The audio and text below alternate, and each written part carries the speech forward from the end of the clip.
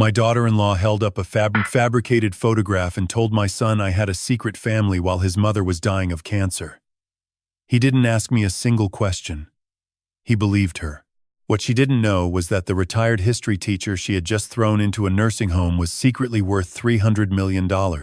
14 months later, drowning in debt, my son walked into my boardroom, and the door closed softly behind him. Hello, everyone, and welcome. Before we begin, I would love to hear from you. Drop a comment below telling me where you are tuning in from, and if this story resonates with you, consider subscribing to the channel and hitting that like button. A quick note. This narrative contains fictional elements woven in for storytelling and reflection purposes. Any similarity to actual names or places is unintentional, but the lessons within are worth your time. I am 65 years old now, and I have learned that memory works like a lighthouse beam. It sweeps across the dark, and every so often it catches something, a moment, a sound, a smell, and lights it up so bright you can see every detail even after all these years. The smell of salt marshes on a summer evening, the creak of a wooden dock under bare feet, the weight of a 7-year-old boy pressed against your chest because he does not understand why his mother is not coming home. That house on Folly Road feels like another lifetime now. A pale blue cottage with a tin roof and a wraparound porch that Emily picked out because she said she wanted to hear the rain while she drank her morning coffee. She had a way of turning ordinary things into something worth noticing. Daniel got that from her. The warmth, the way he looked at the world, like it was always offering him something good. He was 7 that year. Small for his age, with sandy brown hair that curled behind his ears no matter how many times I combed it, and eyes the exact shade of green as his mother's. Sometimes when he looked up at me with that lopsided grin, I would forget for a second that she was gone. Then reality would slam back into my chest like a wave hitting a seawall, and I would have to turn away so he would not see my face. Emily died on a Wednesday in March. Breast cancer. Stage 4 by the time the doctors found it.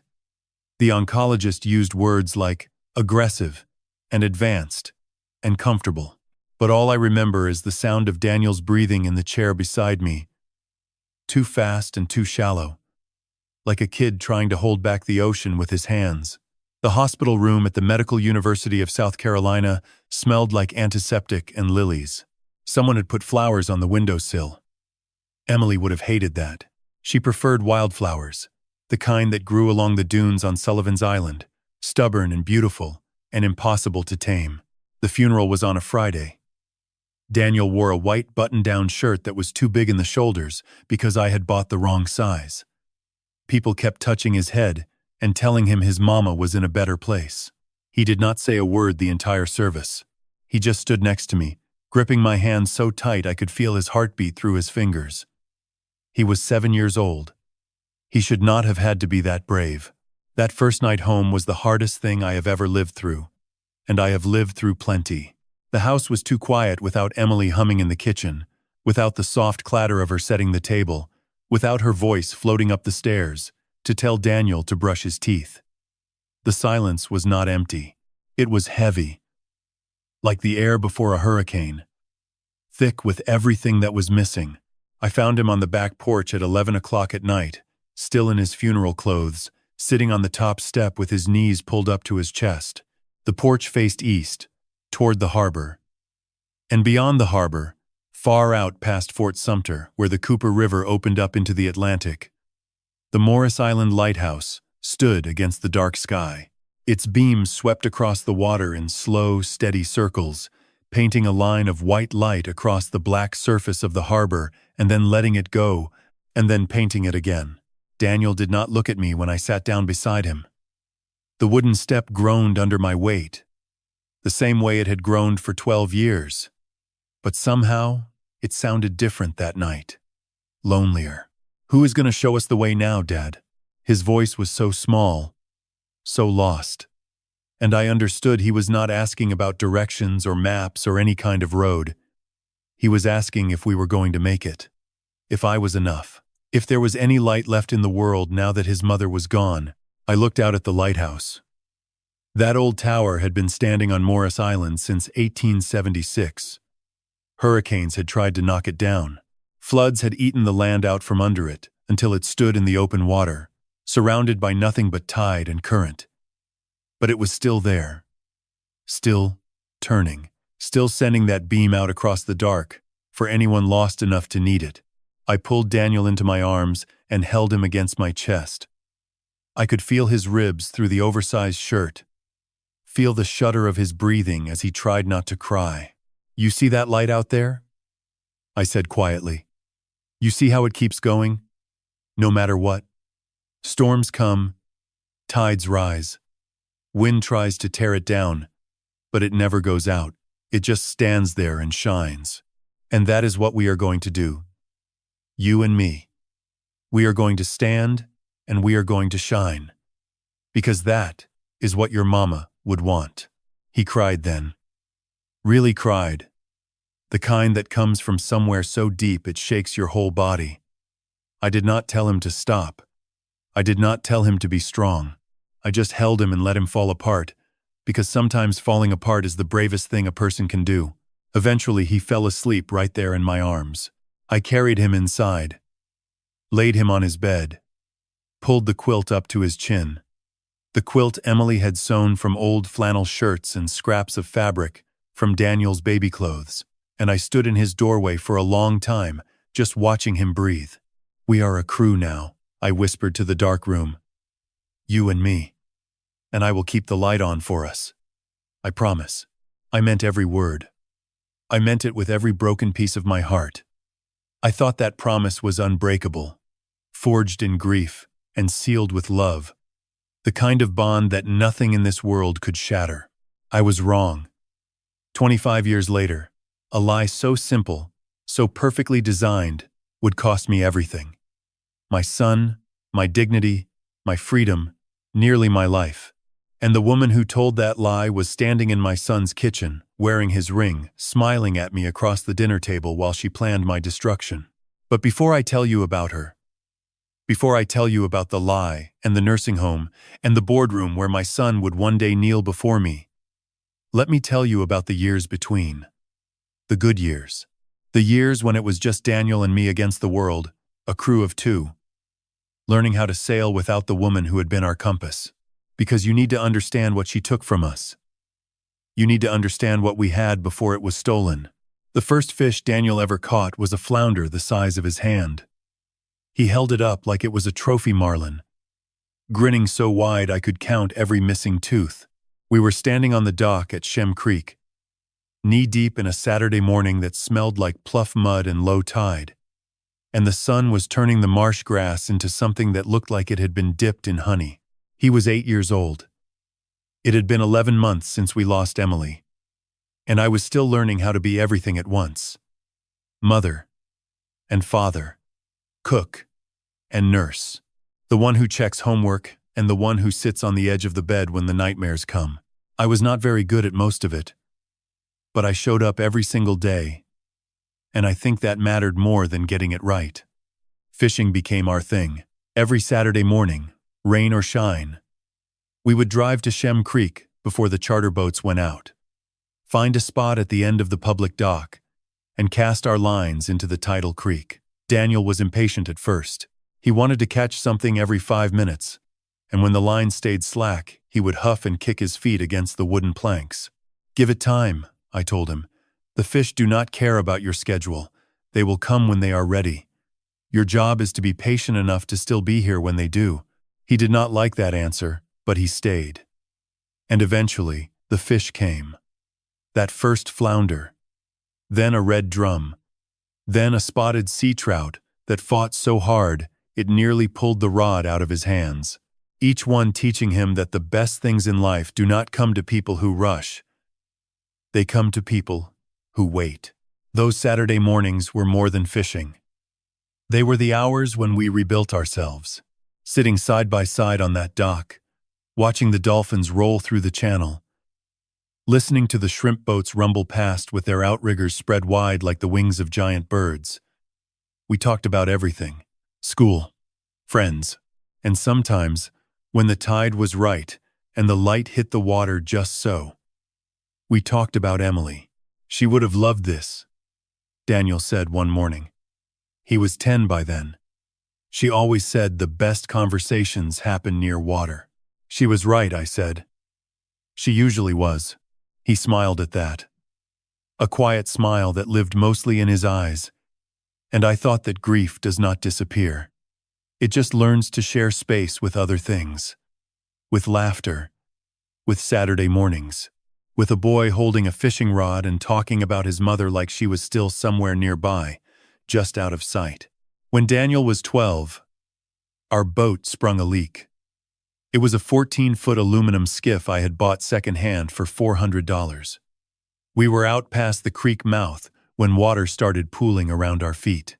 Daniel looked down, looked at me, and his eyes went wide. "Dad, we are sinking." "We are not sinking," I said, though we were definitely taking on water. "We are just learning something new today." I got us back to the dock, pulled the skiff onto the trailer, and backed it into our driveway. Daniel stared at the hull like it had personally offended him. "Can we just get a new one?" I handed him a wire brush. "No.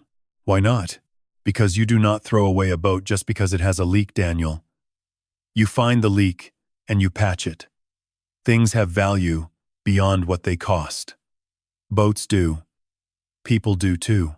He complained that his friends had nice boats with center consoles and fish finders. But he took the brush. And for 3 hours we worked side by side, sanding and scraping and patching until the hull was watertight. When we put that skiff back in the water the following Saturday and it floated without a single drip, the look on his face was something I will carry forever. Pride. Real pride. The kind that comes from fixing something with your own hands instead of replacing it with your wallet. When Daniel turned 14, I took him to the top of the Morris Island Lighthouse. The old tower stood out in the water by then, separated from the island by decades of erosion. We waited out at low tide, climbed the rusted iron staircase spiraling up the interior, and stepped onto the gallery deck. The Atlantic stretched east, endless and silver. The Charleston skyline rose to the west like a painting.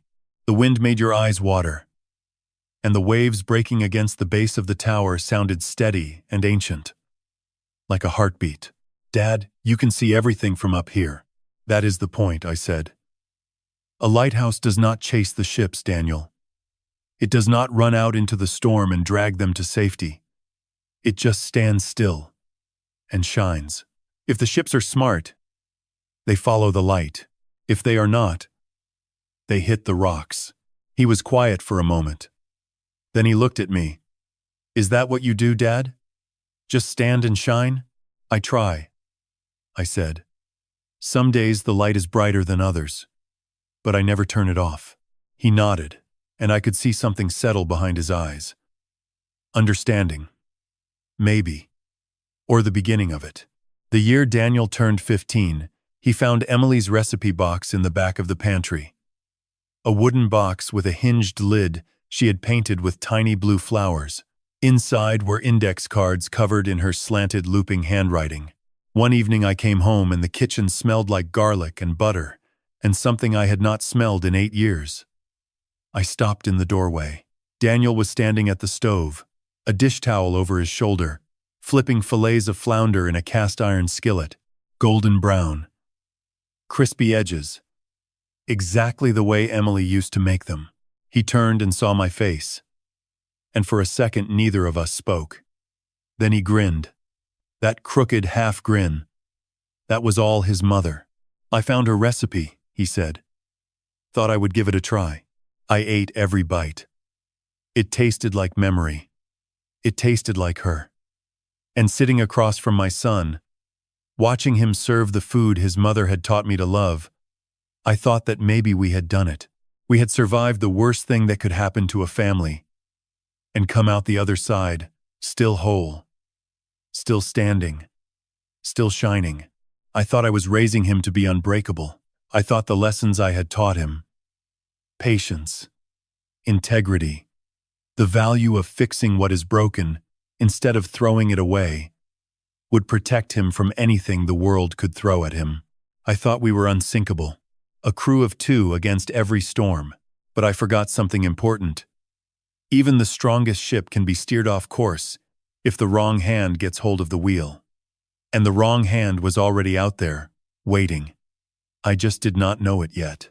By the time Daniel started high school, I had quietly made my first $10 million. He had no idea. The decision to build my fortune in silence was not about shame or secrecy. It was about something my father taught me without ever meaning to. Henry Beaumont worked the docks at the port of Charleston for 31 years. He came home every evening smelling like diesel fuel and salt water, with hands so rough they could sand wood without paper. Good man. Honest man. But he spent his whole life breaking his back for someone else's dream, and when he died at 55, his pension barely covered the casket. I was 23 years old, standing at his grave in a borrowed suit, and I made myself a promise. I would do better, and my son would never have to bury his father wondering where the money went. I started small. In 1998, 2 years before Emily got sick, I took $15,000 I had saved from tutoring and summer teaching jobs and bought a stake in a small commercial dock on the Cooper River. It was not much, a crumbling pier and a rusted warehouse that nobody wanted. But I saw what other people missed. Charleston was growing. The harbor was expanding. Waterfront property that looked worthless in 1998 would be priceless in 10 years. I was right. Raymond Harlow helped me build the rest. Ray was a maritime attorney I had met at a Rotary Club dinner, a tall man with silver hair and a handshake that could crack walnuts. When I told him I wanted to set up an investment entity under a different name, he looked at me like I had lost my mind. "You want to hide your money from your own son?" "I do not want to hide it," I said. "I want to protect him from it." "There is a difference." He shook his head but drew up the papers. We incorporated Beaumont Maritime Holdings under the name W.B. Beaumont. I kept my photograph off every website, conducted business through intermediaries, and let Ray handle anything requiring a public signature. To the outside world, W.B. Beaumont was a reclusive investor who preferred privacy. To Daniel and the neighbors on Folly Road, I was just a retired history teacher, living on a modest pension. The portfolio grew quietly. Coastal real estate first, then marine insurance, then port infrastructure contracts along the southeastern seaboard. By 2005, I had crossed 50 million. By 2010, I was managing assets worth over 200 million. And by the time Daniel graduated from the College of Charleston with a degree in hospitality management, the fund had quietly surpassed $300 million. Ray called me one afternoon during that stretch. I was in my driveway, changing the oil on my Chevy Silverado, the same truck I had bought used in 2003. "You are sitting on $300 million, he said. "And you are still changing your own oil in the driveway. Your neighbors think you clip coupons." "Good," I said, wiping my hands on a shop rag. "That means it is working. You are either the wisest man I have ever met, or the most stubborn. Probably both." He laughed, but I could hear the concern underneath. "Walt, at some point, you are going to have to tell Daniel. He is your only heir." "When the time is right," I said. Not before. The time, as it turned out, would never be right. But I did not know that yet. In 2011, a shipbuilding company called Shaw Shipworks nearly went under. They were a family operation out of Mount Pleasant, 3 generations in the business, good reputation, but the recession had gutted their contracts, and they were drowning in debt. The owner, a man named Gerald Shaw, came to Beaumont Maritime Holdings looking for a lifeline. Ray brought me the file. It was a solid company with a temporary problem. I invested $6 million, restructured their debt, and gave them the runway they needed to recover.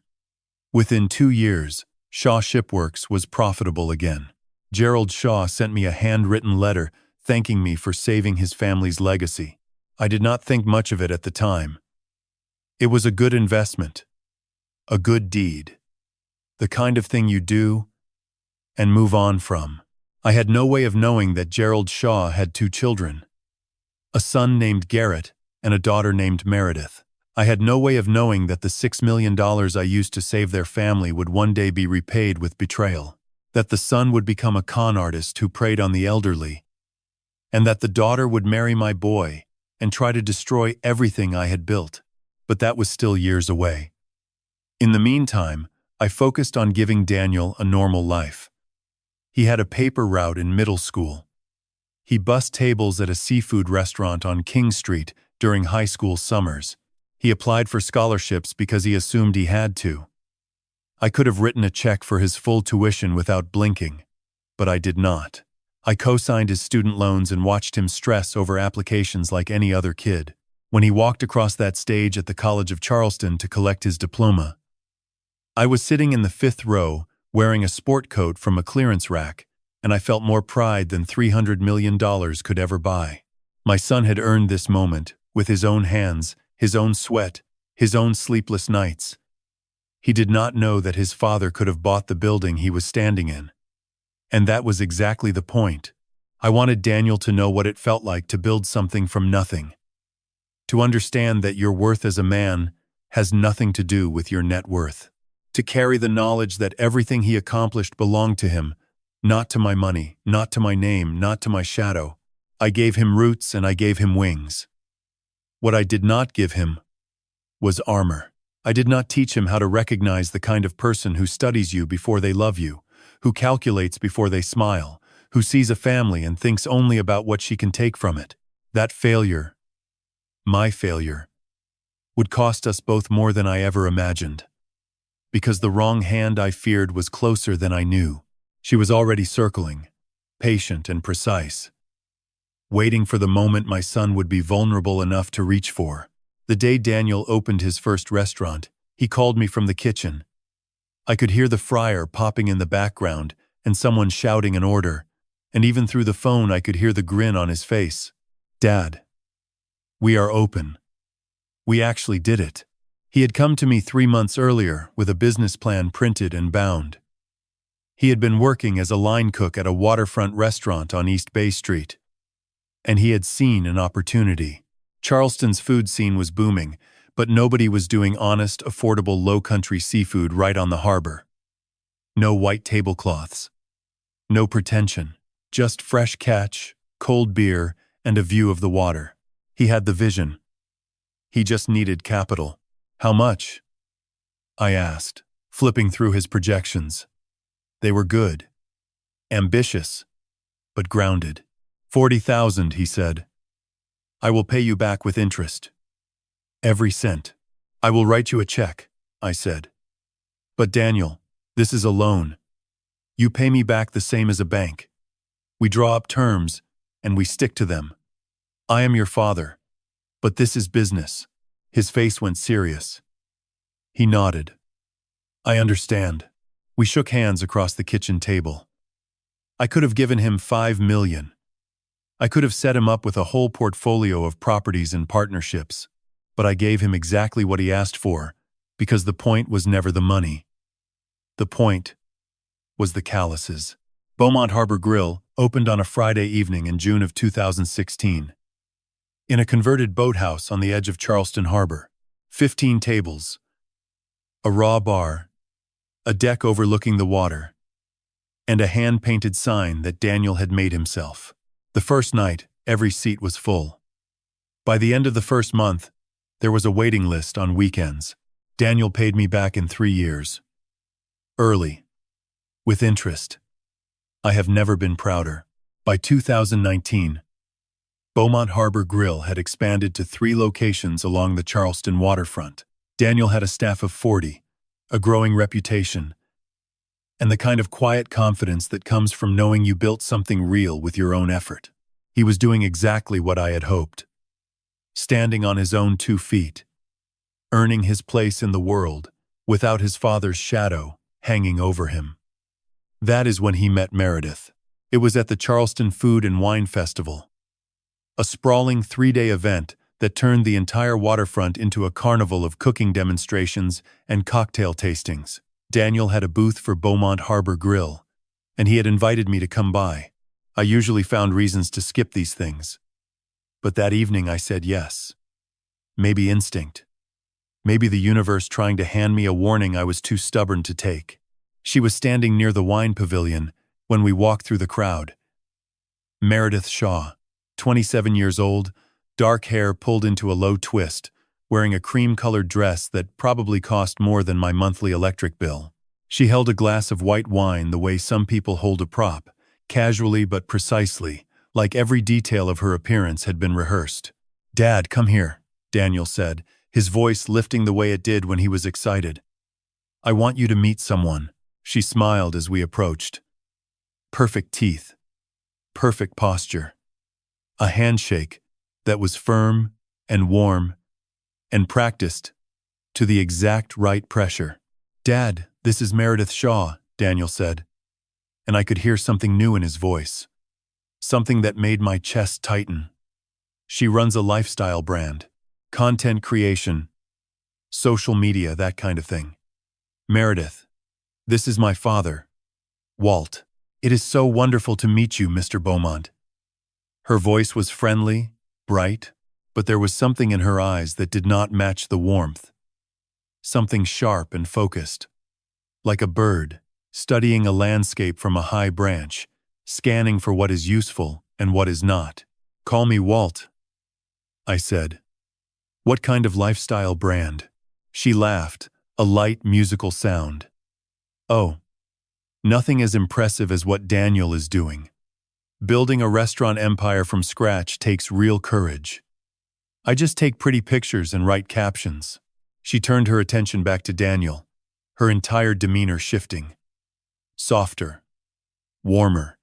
Her hand found his arm and rested there, like it belonged. Daniel looked at her the way a man looks at the sun after a long winter. I had not seen that expression on his face since he was a boy watching his mother cook. "And what do you do, Walt?" She asked it almost as an afterthought, her eyes still half on Daniel. "I am retired," I said. "Used to teach high school history." Something flickered across her face, a micro-expression so brief that most people would have missed it. I did not miss it. It was disappointment, or calculation, or both. The quick arithmetic of someone deciding that a retired teacher on a modest pension was not worth any further investment of attention. "Oh, that is lovely," she said. And her smile thinned by exactly 1 degree before she turned fully back to Daniel and asked him about the she-crab soup recipe. I stood there with my plastic cup of festival wine and watched my son fall for a woman I did not trust. Every instinct I had was firing. The way she positioned herself, the way she touched him with precisely calibrated affection, the way she asked questions that sounded curious but were really inventories, quietly cataloging what he owned, what he earned, who he knew. I should have said something. I should have pulled him aside that night and told him to be careful. That charm and warmth are not the same thing, that the prettiest lure is always the most dangerous one. But I did not. Because he was happy. Genuinely, deeply happy. For the first time since his mother died. And I had spent 20 years making sacrifices to keep that look on his face. I was not about to be the one who took it away, so I kept my mouth shut. I told myself I was being paranoid, that maybe she was exactly who she appeared to be, that maybe my son had found someone who would love him the way Emily had loved me. I was wrong. I would learn just how wrong over the next 4 years, as Meredith Shaw worked her way into Daniel's life, into his business, into his thinking, until he could no longer tell the difference between her voice and his own conscience. And I had no idea that by the time I understood what she truly wanted, it would already be too late. Silence. That is what I chose that night at the festival, and I have thought about it every single day since. Every day in that nursing home. Every night staring at the ceiling wondering where my son was. Every moment I replayed that evening and asked myself what would have happened if I had just opened my mouth. Silence can be a kindness. But it can also be the most expensive mistake a father ever makes. March 2023. That was the month Meredith Shaw Beaumont discovered who I really was. And when she did, everything changed. She had been married to Daniel for 4 years by then. 4 years of Sunday dinners at the house on Folly Road, where I bit my tongue every time I caught that look in her eyes. That quick flicker of calculation that appeared whenever money was mentioned and vanished before anyone else noticed. 4 years of watching her steer conversations toward property values and investment portfolios with the casual precision of someone who never asks a question she does not already know the answer to. But I kept my silence. Daniel was happy. The restaurants were thriving. And I told myself that maybe I was wrong about her.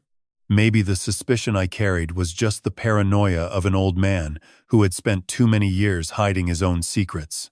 I was not wrong. I was just early. It happened at the Charleston Maritime History Museum. Meredith had gone there to film content for her social media accounts. She told Daniel she was doing a series on hidden gems of the Lowcountry. Charming local spots her followers would love. I learned later from Nora's investigation exactly what happened that afternoon. The museum is a modest building near the waterfront. 2 stories of ship models and old navigation charts and photographs from Charleston's maritime past. Meredith was filming near the harbor restoration exhibit on the 2nd floor when she stopped in front of a glass display case. Inside, mounted on dark velvet behind a brass frame, was a newspaper clipping from 2009. The headline read, "W.B. Beaumont Foundation donates $5 million to Charleston Harbor Restoration Project." Below the headline was a photograph. A younger version of me, maybe 55 at the time, standing in front of the harbor with the mayor. I was wearing a dark suit and shaking his hand. The caption beneath read, "W.B. Beaumont, founder of Beaumont Maritime Holdings, announces historic partnership with the city of Charleston." Meredith stared at that photograph for a long time. I know this because the museum's security footage, which Nora later obtained, showed her standing motionless in front of that case for nearly 3 minutes. She leaned in close. She took a photo of the clipping with her phone. And then she walked out of the museum without filming another second of content. That evening, after Daniel had gone to bed, Meredith sat at the desk in the home office at 218 Wentworth Street and opened her laptop. She typed W.B. Beaumont into the search bar and began to pull the thread. It did not take long. Beaumont Maritime Holdings had a website, sparse and professional, listing its portfolio of investments across 3 states: coastal real estate, marine insurance, port infrastructure contracts, total assets under management, somewhere north of $300 million. The founder and chairman was listed as W.B. Beaumont. There was no photograph on the site. I had made sure of that decades ago, but she already had the photograph from the museum. She cross-referenced the museum clipping with public records. She found the corporate filing for the W.B. Beaumont Foundation, registered to a post office box in Mount Pleasant. She found a property tax record linking that same foundation to a commercial dock on the Cooper River. And she found a 2011 article in the Charleston Business Journal about Beaumont Maritime Holdings investing $6 million to rescue a struggling shipbuilder called Shaw Shipworks. Shaw Shipworks, her family's company. The company her father Gerald had nearly lost before a mysterious investor stepped in and saved everything. She must have sat there staring at that article for a long time, connecting the dots that led from a display case in a museum to her own family history, to the quiet old man in the blue cottage on Folly Road who drove a 15-year-old Chevy Silverado and wore shirts from Walmart, her father-in-law, the retired history teacher, the man she had dismissed as financially irrelevant the night she met him at the food festival 4 years earlier. He was worth $300 million, and he controlled 65% of it. I can imagine the calculations that ran through her mind in those moments, because Nora later found the search history on the shared family laptop. After the BMH research, Meredith had searched for South Carolina inheritance law, spousal rights to inherited assets, and irrevocable trust legal challenges. The queries were clinical, precise, and they told a clear story. Daniel was my only child, my only heir. If I died while Daniel and Meredith were still married, Daniel would inherit, and as his spouse, Meredith would have access to the fortune. But if they divorced before I died, or if I changed my will, she would get nothing. The path was narrow. She needed me gone before I told Daniel the truth. She needed Daniel isolated from me, completely and permanently, so that I could not change my estate plan or warn him. And she needed time to plan, because wealth on that scale required precision, not impulse. She picked up her phone at 11:47 that night. Nora later pulled the call record from the cloud backup. The number belonged to Garrett Shaw, her brother. The conversation lasted 22 minutes. Nora could not recover the audio, but the text message Meredith sent immediately after told us everything we needed to know. It read, "Found something massive. Dad's father-in-law is W.B. Beaumont. 300 million. We need to meet. Do not text me about this again. Call only." Garrett's reply came 4 minutes later. A single word. When? I did not know any of this at the time. I was sitting in my living room on Folly Road that same evening, watching the late news with my feet up and a cup of chamomile tea going cold on the side table. My left hand had been tingling on and off for a week. And twice that day I had felt my heart skip in a way that made me pause and press my palm flat against my chest, waiting for the rhythm to steady. I told myself it was stress. I told myself it was age. I told myself it was nothing. It was not nothing. And neither was the phone call Meredith had just made. She had 6 months to plan. 6 months to research, to fabricate, to build the lie that would tear my family apart. And while she was planning my destruction, my own heart was beginning to betray me, quietly and without warning, in ways that would hand her the perfect weapon. The lie she chose was brilliant in its cruelty. She did not accuse me of gambling. She did not claim I was hiding debts or drinking away my savings. Those lies would have made Daniel angry. But anger fades. Meredith needed something that would not fade. Something that would burrow into Daniel's chest and stay there like a fishhook, twisting every time he tried to pull it out. She accused me of betraying Emily, of living a double life while my wife was dying of cancer, of fathering a child with another woman in Savannah, while Daniel sat beside his mother's hospital bed trying not to cry. I learned all of this later, from the evidence Nora pulled off the family cloud backup. But let me tell you what Meredith and Garrett built during those 6 months. Because understanding the lie means understanding just how calculated, how surgical, how inhuman the whole thing was. Garrett Shaw was not just Meredith's brother. He was a man who had made a career out of deception. Nora's investigation would later reveal the full scope of his crimes, but in the spring of 2023, all Meredith needed from him was his skill with technology and his complete absence of conscience. Together, they manufactured a life that never existed.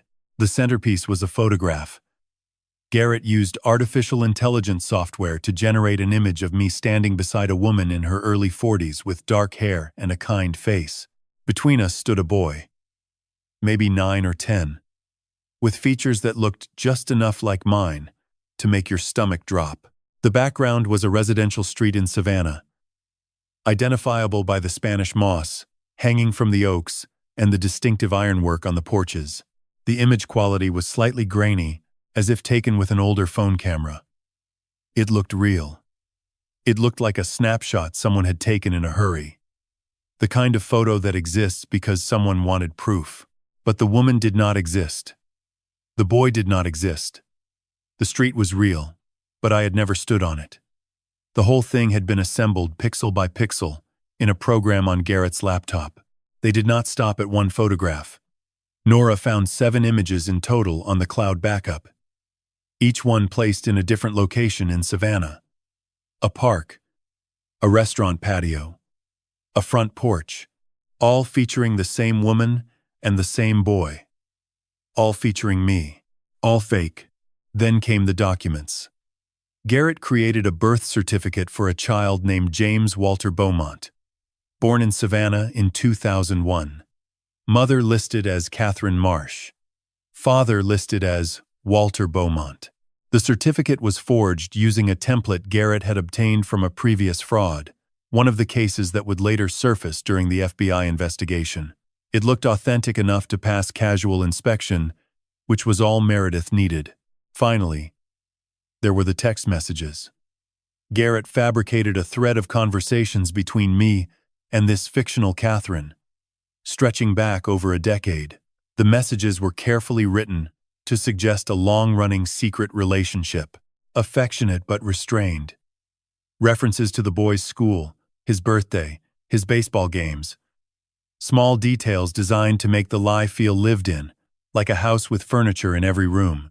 The whole package, photographs, birth certificate, text messages, was assembled into a folder.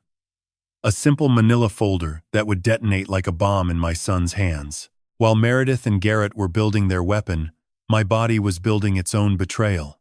The tingling in my left hand that I had noticed in March grew worse through the spring. By May, it was accompanied by episodes of dizziness that came without warning. I would be standing in my kitchen pouring coffee, and suddenly the room would tilt sideways, and I would have to grab the counter to stay upright. Twice I felt my heart stutter. A sickening flutter in my chest like a bird trapped behind my ribs, followed by a pause that lasted just long enough to make me wonder if it was going to start again. I went to see Dr. Alan Pruitt at the Medical University in June. He ran an electrocardiogram, listened to my chest, reviewed the results, and sat down across from me with the careful expression that doctors use when the news is not good. "Atrial fibrillation," he said. "Your heart is beating out of rhythm. It is manageable with medication, but you will need to take it consistently. If you stop, you are at significant risk for stroke or cardiac arrest." He prescribed blood thinners and a beta blocker. He told me to reduce stress. He told me to come back in 3 months. I called Daniel on a Sunday afternoon. I kept my voice steady. "Hey son, I might need some help around the house. My heart has been acting up a little." "Of course, Dad." "What is going on?" "Just some irregular heartbeat. Doctor says it is common for my age. Maybe come by this weekend and help me fix that screen door." "I will be there Saturday," he said. I hung up feeling relieved. My son still cared.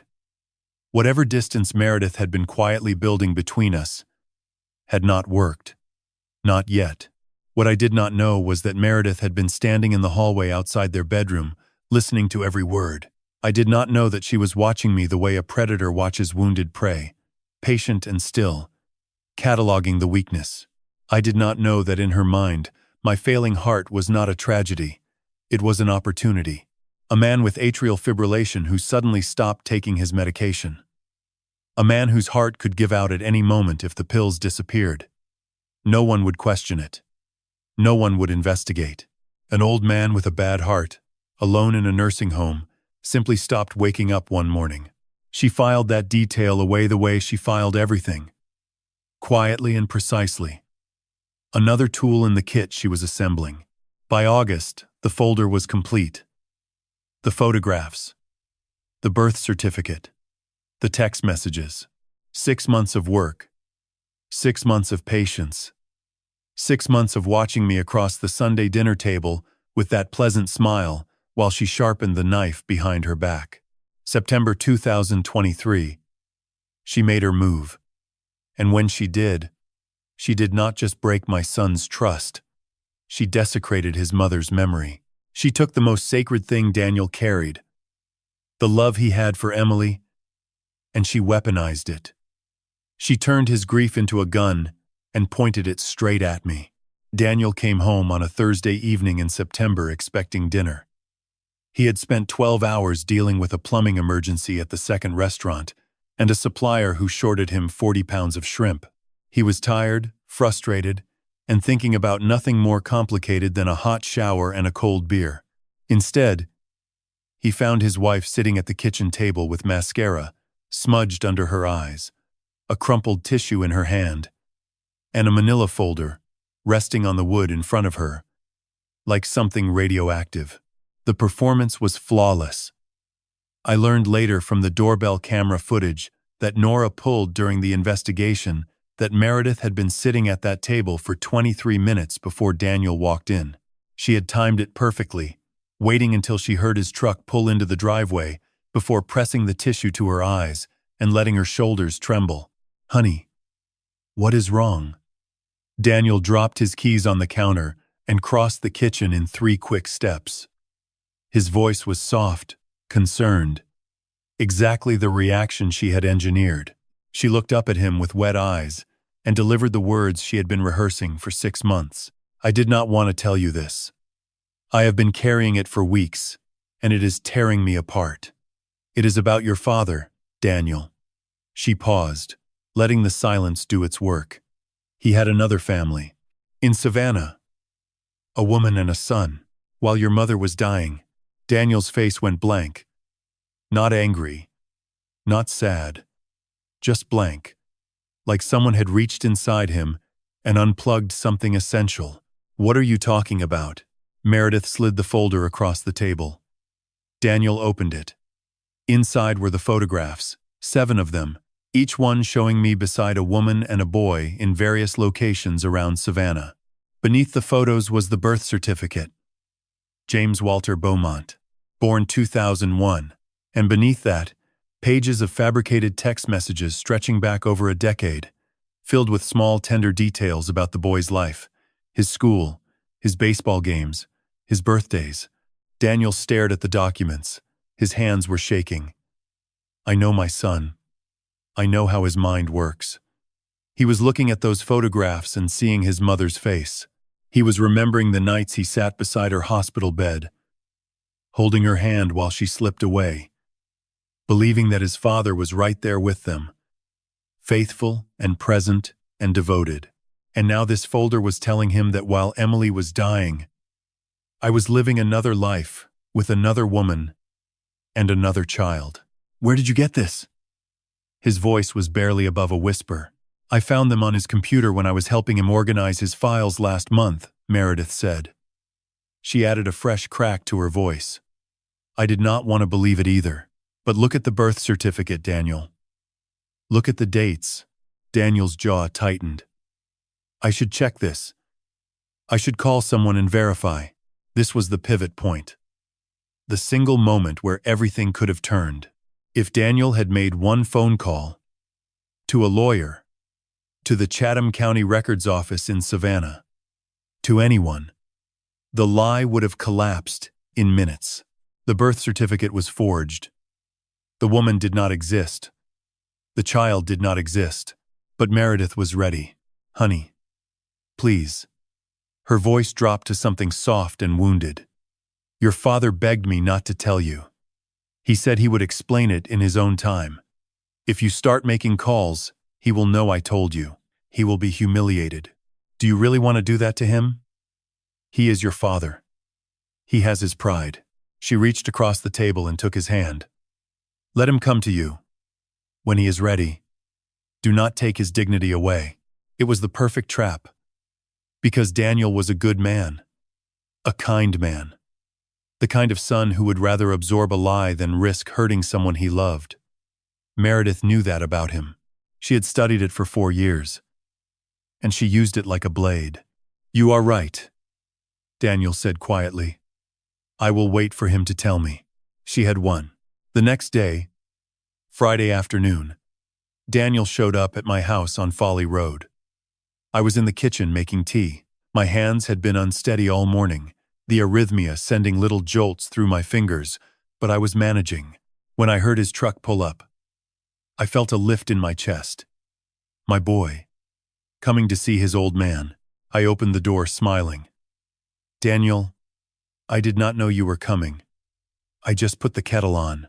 His face killed the smile on mine. No warmth. No softness.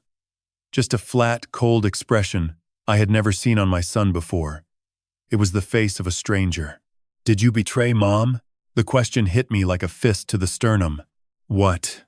Did you have another family while she was dying? A woman in Savannah. A son. Did you?" My mind scrambled. "Daniel. No. Absolutely not. Where did you hear this? Who told you this?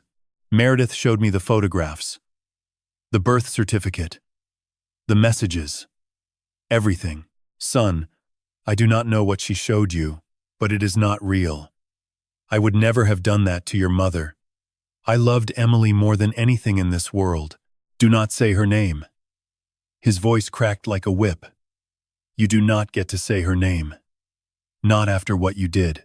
I could have told him right then. I could have said the words that would have shattered Meredith's lie in an instant. Daniel, I am not broke, and I am not a cheater. I am W. B. Beaumont. I have $300 million. Your wife is lying to you because she wants my money. But even as the sentences formed in my head, I knew how they would sound. Desperate. Delusional. Like exactly what a guilty man would say to change the subject. He had photographs in front of him. A birth certificate. Months of text messages. And I had nothing but my word against a folder full of fabricated evidence. The truth needed proof. Bank records. Corporate documents. Forensic analysis. And none of that was accessible standing in my kitchen with my hands shaking and my heart stuttering in my chest. You are not my father anymore, Daniel said. His voice was quiet now, drained of everything except exhaustion. Do not call me. Do not come to the restaurant. We are done. He turned and walked to his truck. He got in, slammed the door hard enough that I felt it behind my ribs, and drove away without looking back. I stood in the doorway for a long time, after the sound of his engine faded. The kettle was screaming on the stove behind me. My heart was beating wrong, skipping and stumbling like it had forgotten how to keep time. And something inside me broke. Not my heart, something deeper than that. The belief that love would always be enough to protect the people you care about. I tried calling him that night. Straight to voicemail. The next morning, the same. By Sunday, his number was blocked. By Monday, my emails bounced back. He had not just left me. He had erased me from his life with the thoroughness of someone demolishing a building, floor by floor, until nothing remained but rubble and silence. I woke up in a room I did not recognize, with no memory of how I had gotten there. The ceiling above me was stained with water damage, brown rings spreading outward like tree rings in cheap plaster. A fluorescent light hummed and flickered near the door. The air smelled like industrial bleach layered over something older and damper, the thick, sour breath of the low-country marshes seeping through walls that had not been properly sealed in years. My wrists ached. My chest felt heavy. My thoughts were blurred at the edges, slow and thick, like trying to think through wet cotton. I tried to sit up, and a wave of dizziness knocked me back against the pillow. Someone had given me a sedative. Standard protocol, they would later tell me. For patients who were uncooperative during transport, room 11. C. Tidewater Senior Care. A squat two-story building on the outer edge of the county, wedged between a drainage ditch and a stretch of salt marsh that flooded at high tide. The paint on the exterior was peeling in long strips, and a chain-link fence surrounded the property with the half-hearted authority of something put up to keep appearances rather than keep people safe. Inside, the hallways were narrow and dim, lit by fluorescent tubes that buzzed like trapped insects. My room had a metal frame bed, a plastic chair, a narrow window overlooking the parking lot, and nothing else. A man in a white coat came to see me the next morning. Dr. Lawrence Keenan. He sat in the plastic chair, opened a folder, and explained in a voice that was kind but oddly rehearsed that my daughter-in-law had filed paperwork indicating I was no longer capable of managing my own affairs. There was a power of attorney document, he said, signed by me, granting Meredith Shaw Beaumont full authority over my medical and financial decisions. There was also a physician's evaluation stating that I suffered from advanced cognitive decline and required supervised residential care. I tried to tell him it was a lie. I tried to explain that I had never signed any power of attorney, that my mind was as sharp as it had ever been, that the only thing wrong with me was a heart condition that required daily medication. Dr. Keenan nodded, made a note in his folder, and said he understood that transitions could be difficult. That was when I understood the full scope of what Meredith had done. She had forged the power of attorney. She had fabricated the medical evaluation. She had waited until I was alone, called an ambulance, and had me sedated and transported to a facility that had been investigated twice in the past 4 years, once for medication errors and once for neglect, resulting in a patient's death. She had chosen this place on purpose, and she had not stopped there. Over the following days, I discovered the rest. My health insurance had been canceled. My bank accounts had been frozen. My phone had been confiscated during transport, and the staff had been told that I was delusional and combative. That any attempt I made to contact the outside world should be treated as a symptom of my condition and ignored accordingly. She had even paid off the night shift orderly. His name was Jerome. I would learn later from Nora's financial records that Meredith, through Garrett's intermediary account, had paid Jerome $2,500 in cash to ensure that I stayed isolated, that my call button went unanswered, that my room stayed at the bottom of every priority list. The payphone in the hallway had a cracked receiver and a coin slot that jammed every other try. But it was the only thread connecting me to the world outside those walls, and I clung to it the way a drowning man clings to driftwood. I started calling Daniel in mid-December, buying quarters from other residents with the few dollars I had hidden in my shoe. I pressed the number I had memorized 28 years ago and listened to it ring. The first 5 calls were careful. I kept my voice steady, my words measured. "Daniel, it is Dad. I need to talk to you. Please. Call me back. There has been a terrible misunderstanding." I gave him the payphone number. I told him I would be standing there every afternoon at 2 o'clock. I did not tell him where I was or what had happened. I thought if I stayed calm, he would listen. He did not. Calls 6 through 10 were urgent. "Son, I am in a care facility. I am not well. Please hear me out." I told him Meredith had lied. I told him the photographs were fake. I told him I had never betrayed his mother. I begged him to check for himself. The phone never rang back. Calls 11 through 15 were angry. I shouted into the receiver one afternoon in late January, my voice echoing off the cinder block walls. "You owe me the basic decency of listening, Daniel." A nurse walking past looked at me the way you look at someone who is proving everyone right about them. By calls 16 through 20, in early February, the anger had drained out of me. All that remained was exhaustion and grief. "I love you," I whispered into the phone. "Please, do not forget that." I did not leave my number. I did not ask him to call. I just spoke into the void and hoped some fragment of my voice might reach him. A week later, the line went dead. "The number you have dialed is no longer in service." He had changed his number entirely. I wrote 5 letters over the next 2 months. My handwriting, once clean and steady, now looked like a child's scrawl, the arrhythmia and the lack of medication turning my fingers into unreliable instruments. Crooked lines, smudged ink, words drifting off the edges of the page. Each letter was sealed, addressed to Daniel's office, and handed to the front desk clerk. Each one came back, stamped return to sender. Meredith had intercepted them. She told the staff I was writing threatening correspondence, and any mail I sent should be confiscated. The 5th letter, mailed in late February, was the last. "If you cannot forgive me, at least let me say goodbye. I miss you, son. Dad." It came back a week later. I held the envelope in my lap, staring at the red stamp, and I realized I was not crying anymore. I had run dry.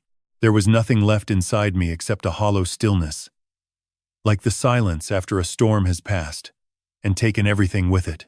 That same week, my heart medication disappeared. I went to the medication window one morning, and the nurse handed me a cup of water and nothing else. "Your prescriptions have been discontinued," she said. "Your healthcare proxy canceled your insurance coverage." That night, lying in the dark in room 11C, I felt my heart stumble and skip in my chest. The rhythm was wrong. Too fast, then too slow, then a pause that stretched so long I pressed my hand against my sternum and held my breath, waiting to see if it would start again. The marsh insects screamed outside the window. The fluorescent light in the hallway hummed its flat, indifferent note.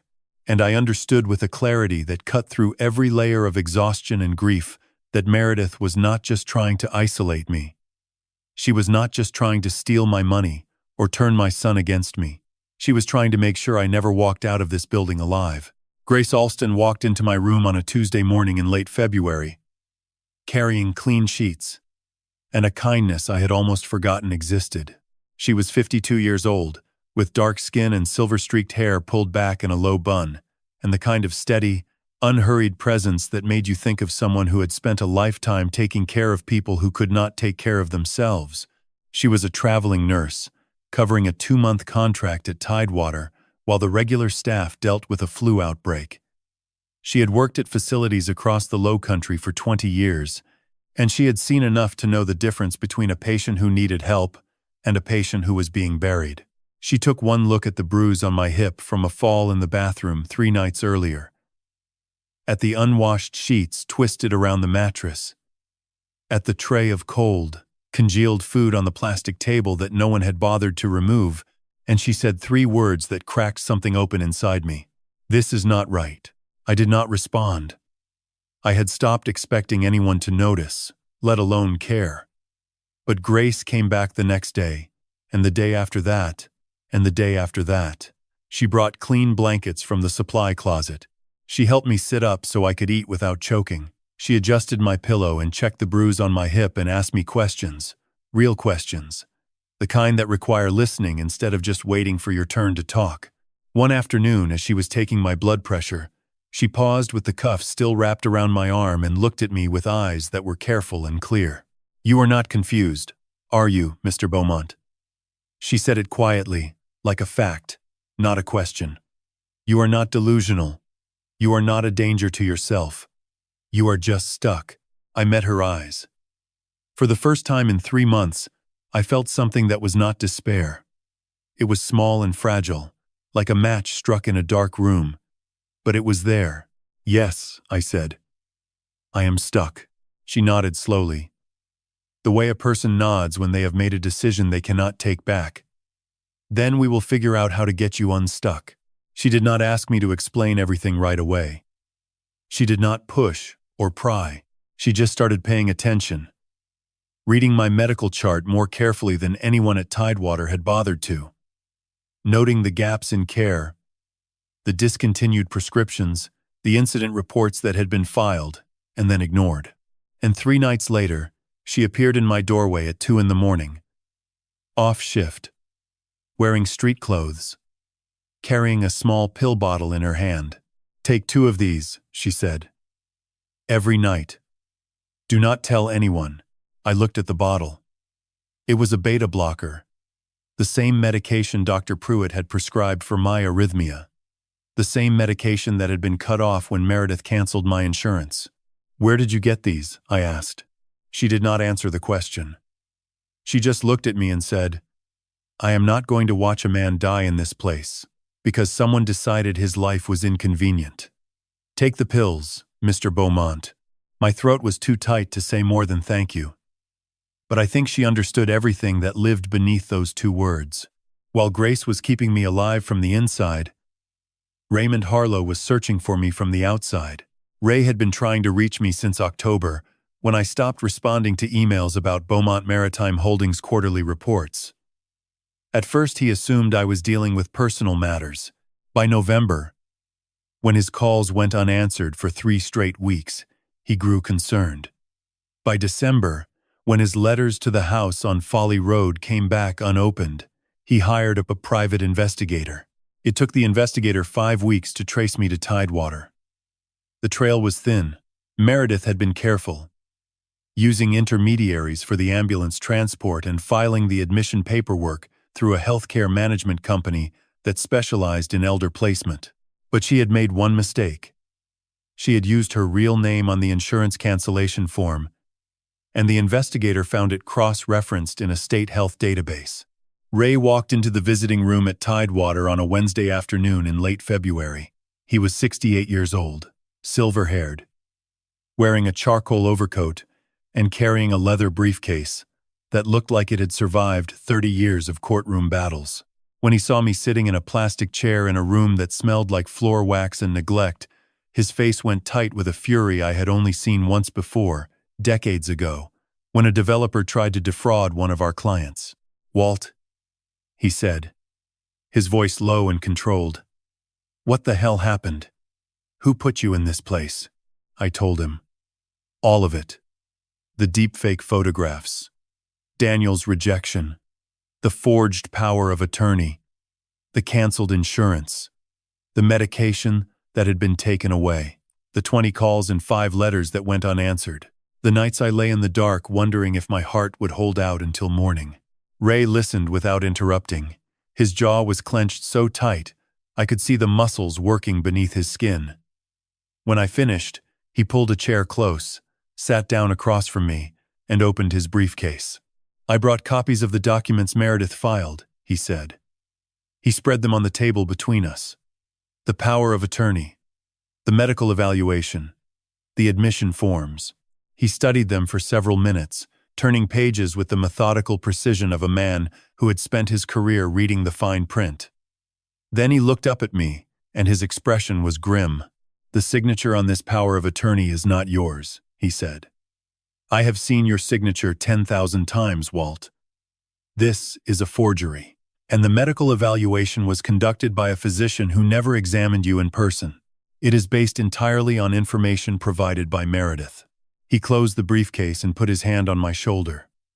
It was the first human touch that was not medical or clinical that I had felt in months, and I had to close my eyes against the wave of emotion that rose in my chest.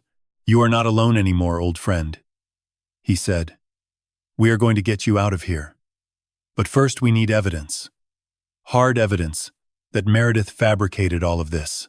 If we go to the police now, it is your word against hers. And she has a stack of official-looking paperwork on her side. We need to move carefully." I nodded. I knew he was right. Meredith had built her prison out of documents and signatures and official channels. Dismantling it would require the same tools she had used to build it. Ray stood up. "I will be back in 3 days," he said. "And I am bringing reinforcements."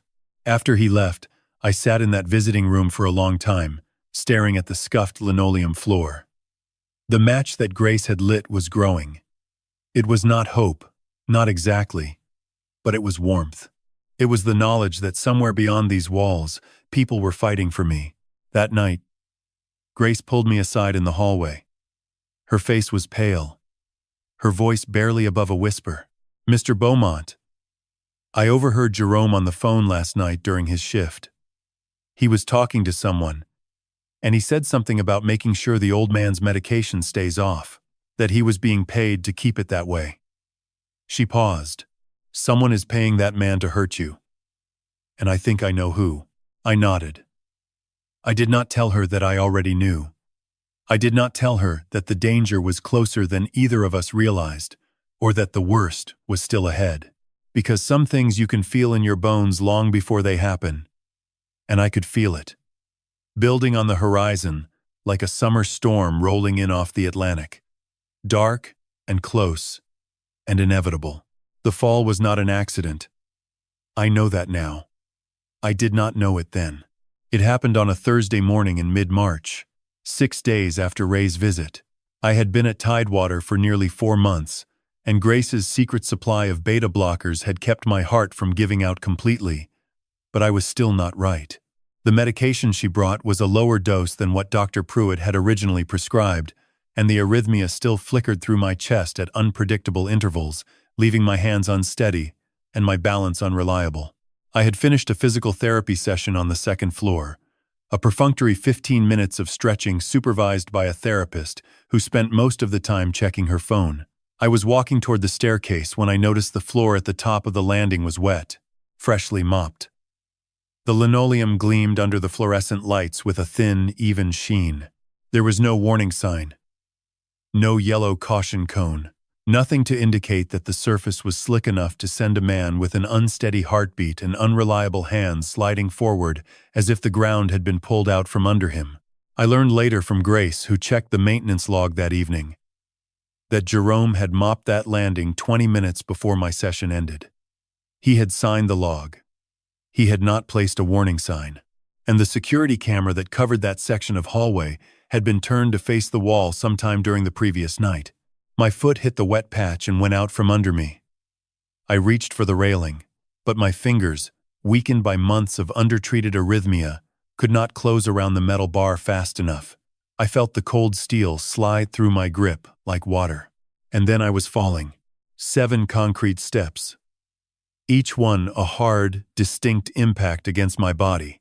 My shoulder hit first, then my hip, then my ribs cracked against the edge of a step. With a sound I heard more than felt, a dull wet snap that seemed to come from somewhere outside myself.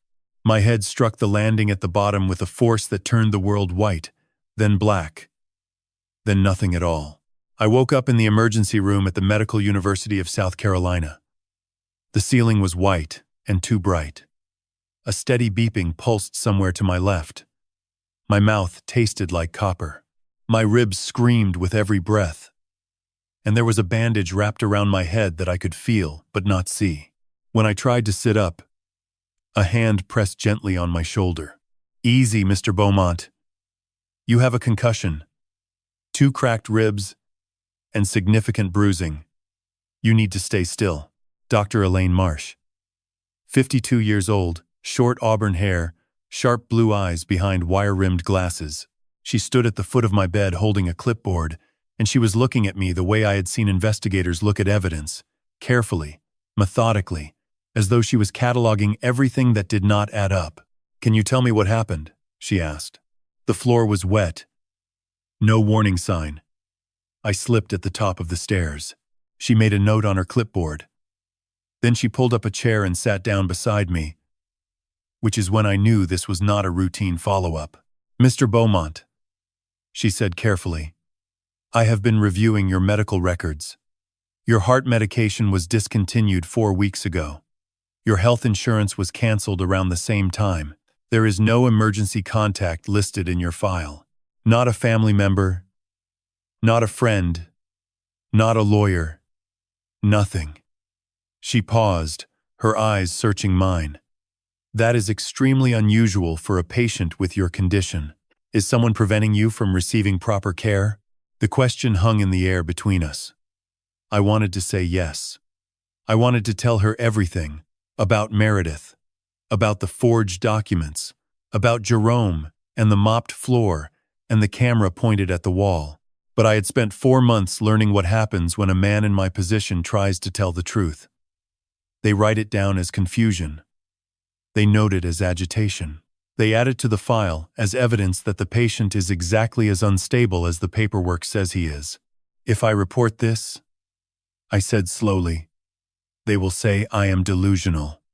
My daughter-in-law has all the documentation, medical evaluations, legal papers, my son's signature on the admission forms. I have nothing but my word. Who is going to believe a sick old man over a concerned family member with a folder full of official stamps?" Dr. Marsh was quiet for a moment. Then she leaned forward and said, softly but firmly, "I believe you. But believing you is not enough. You need evidence, and you need people in your corner who can help you get it." She left her card on the bedside table. I stared at it for a long time after she walked out, thinking about the wet floor and the missing sign and the camera that had been turned away at exactly the right moment. Ray arrived an hour later. When he saw me in the hospital bed, bandaged and bruised, his face went pale and then flushed dark with anger. "This has to stop, Walt," he said, pulling up a chair. "She is trying to kill you." "I know. Then why have we not gone to the police?" "Because it is still my word against her paperwork," I said. "We need more, Ray. We need someone who can dig into the financial records, trace the payments to Jerome, find the digital trail behind those photographs, someone who knows how to investigate, and who will not stop until they have everything." Ray studied my face. Who do you have in mind? Find my niece, I said. Nora Beaumont. She is 28. Works as an investigative journalist at the Charleston Post and Courier. She is smart. She is relentless. And she is family. Tell her what happened. Tell her I need her help. And tell her to bring a recorder. Ray stood, gripping my shoulder briefly the way he always did when a decision had been made and there was no turning back. I will find her. You just focus on getting through the next few days without ending up back in this bed. After he left, I lay there in the dim light of the hospital room, listening to the beep of the monitor and the distant murmur of voices down the corridor. My ribs burned with every breath. My head throbbed in slow, heavy pulses. My hands were trembling, partly from the pain, and partly from something else. Something that was not fear. It was anger. The kind of anger that does not shout or burn. The kind that settles into your bones like iron and stays there, cold and permanent, reshaping everything it touches. I thought about Meredith, about the floor she had ordered mopped and the sign she had ordered removed, about the camera turned to face the wall, about the careful, clinical way she had dismantled my life, piece by piece, as though I were nothing more than an obstacle between her and a number on a bank statement. She thought I was too old, too sick, too broken to fight back. She thought the fall would finish what the isolation and the medication and the silence had started. She was wrong. Nora Beaumont walked into room 11C at Tidewater on a Monday afternoon in early April, like a storm wrapped in a calm voice. She was 28 years old, lean and sharp-featured, with dark hair cut just above her shoulders and eyes that moved across the room the way a camera pans a scene. Missing nothing. She had her father's jaw, strong and slightly squared, and her mother's eyes, brown and warm but capable of going very cold very quickly. Her father was my older brother, Thomas. He had died of a heart attack 7 years earlier. At 61, in the middle of a Sunday dinner, Nora had been 21, just finishing journalism school. I had not seen her since the funeral, and the young woman standing in my doorway bore little resemblance to the girl I remembered. She looked like someone who had spent the years since her father's death turning grief into purpose. Uncle Walt, she said quietly, stepping inside and closing the door behind her. Uncle Ray told me everything. She looked around the room, at the peeling paint, at the narrow bed, at the water stain on the ceiling that I had memorized during months of sleepless nights. Her jaw tightened. Dad always said you were the strongest man he knew. Let me prove he was right. I told her everything. From the beginning. Meredith at the food festival. The photograph in the museum. The deepfake folder. Daniel's confrontation. The 20 calls. The 5 letters. Tidewater. Jerome. The fall.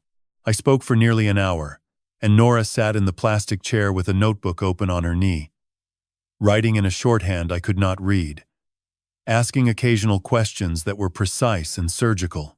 When I finished, she closed the notebook and looked at me. I am going to need access to the family devices, she said. Daniel's shared laptop, the cloud backup, anything Meredith might have used to communicate with Garrett or store files. I helped Daniel set up his home network 2 years ago.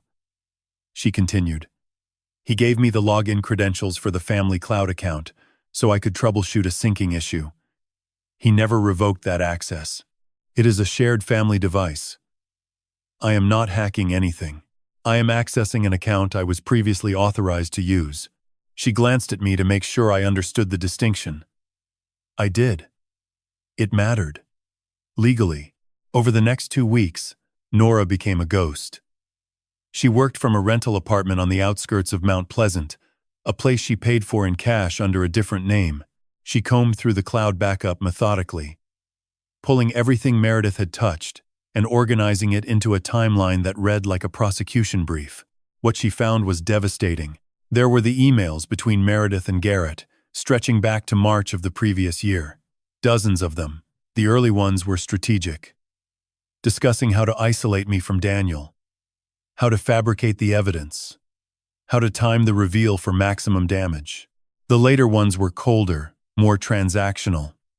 They discussed my health, my medication, the likelihood that a man with untreated atrial fibrillation would survive a year in a facility like Tidewater. There were the deepfake source files. Garrett had not deleted them from the cloud backup. Nora found the raw images, the artificial intelligence prompts used to generate the woman's face, the metadata tags showing the date of creation, the editing layers where Garrett had composited my face onto a generated body standing on a street in Savannah. The technical evidence was unambiguous. The photographs were manufactured. Every single one. There were the financial records. Nora traced 3 separate payments from an account linked to Garrett Shaw to Jerome at Tidewater. $2,500 in February, $2,000 in early March, and $4,000 deposited the day after I fell down those stairs. The payments were routed through a shell account, but Garrett had used the same bank he used for his personal transactions, and the trail was clear enough for anyone with subpoena power to follow. And there was one more thing. Nora found, buried in a deleted email folder, the original forged power of attorney document. Not a scan. The actual digital file, created on Garrett's laptop, with the editing history intact. It showed that the document had been created from scratch, not signed and scanned. My signature had been digitally copied from a real estate closing document Meredith had obtained from Daniel's office files and pasted onto the forgery. Nora brought everything to me on a Thursday evening. She spread printed copies across my bed and walked me through the evidence, page by page. When she reached the deepfake analysis, she paused and looked at me with an expression that was equal parts anger and tenderness. "The photograph that destroyed your family, Uncle Walt?" she said quietly. "It never existed. The woman is not real. The child is not real. Meredith and Garrett built them out of code and pixels and put your face in the frame. Your mother," she stopped, correcting herself. "Daniel's mother. Emily. You never betrayed her. Not for 1 second." I sat there holding a printout of the metadata analysis, looking at the proof that my innocence had been hiding inside a laptop in my son's house for over a year. The evidence had been right there, in the same building where Daniel slept every night, inches from the truth, and he had never looked. Meanwhile, Ray had been working on the legal front. Using the forensic report on the forged power of attorney, he filed an emergency petition with the probate court to have the document voided and my bank accounts unfrozen. It took 3 weeks of motions and paperwork, but by late April, I had access to my finances again. Beaumont Maritime Holdings was mine once more. The interim management team had kept operations running smoothly during my absence, and when I quietly resumed oversight through secure calls from Ray's office, not a single board member questioned my authority. Meredith had no idea. She still believed I was lying in room 11C, growing weaker by the day, one skipped heartbeat away from solving all her problems. But we were not done. We had the emails, the deepfake analysis, the financial trail, the forged documents. It was enough to prove fraud. It was enough to prove theft. But it was not enough to prove what Grace had overheard Jerome say on the phone, that someone was paying him to make sure I did not survive. For that, we needed Meredith's own voice. We needed her to say the words out loud, on record, in a place where they could not be denied or explained away. We needed a confession. And 2 weeks later, she gave us one. Meredith came to visit on a Wednesday afternoon in mid-May. She did this once every couple of weeks, part of her performance as the concerned daughter-in-law, the devoted family member checking in on her ailing father. She would sign the visitor log, walk down the hallway with a bouquet of grocery store flowers, spend exactly 12 minutes in my room, and leave without putting the flowers in water. I knew she was coming because Grace had warned me that morning. She saw the name on the schedule, she said, her voice low and careful. Be ready. I was ready. I had been ready for weeks. When Meredith walked through the door, I was lying on my back with the blanket pulled up to my chest, my eyes half closed, my breathing shallow and slow. I had not shaved in 4 days. I had skipped breakfast to make my face look gaunt. The beta blockers Grace had been slipping me were keeping my heart steady. But Meredith did not know that. As far as she was concerned, I was a man running on borrowed time.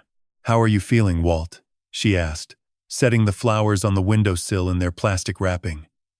Her voice was warm and soft, the kind of voice you use with a child or a dying animal. I let my head roll toward her. "Not well," I said, making my voice thin and hoarse, barely above a whisper. "Not well. At all." Something crossed her face. A flicker. Not concern. Satisfaction. It was there for less than a second, but I saw it the way you see lightning in the distance, a bright flash that illuminates everything it touches before vanishing into the dark. "You just rest," she said softly. She patted my hand once, the way you pat a piece of furniture you are about to throw away, and stood up. "It will all be over soon." After she left my room, she did not walk to the exit.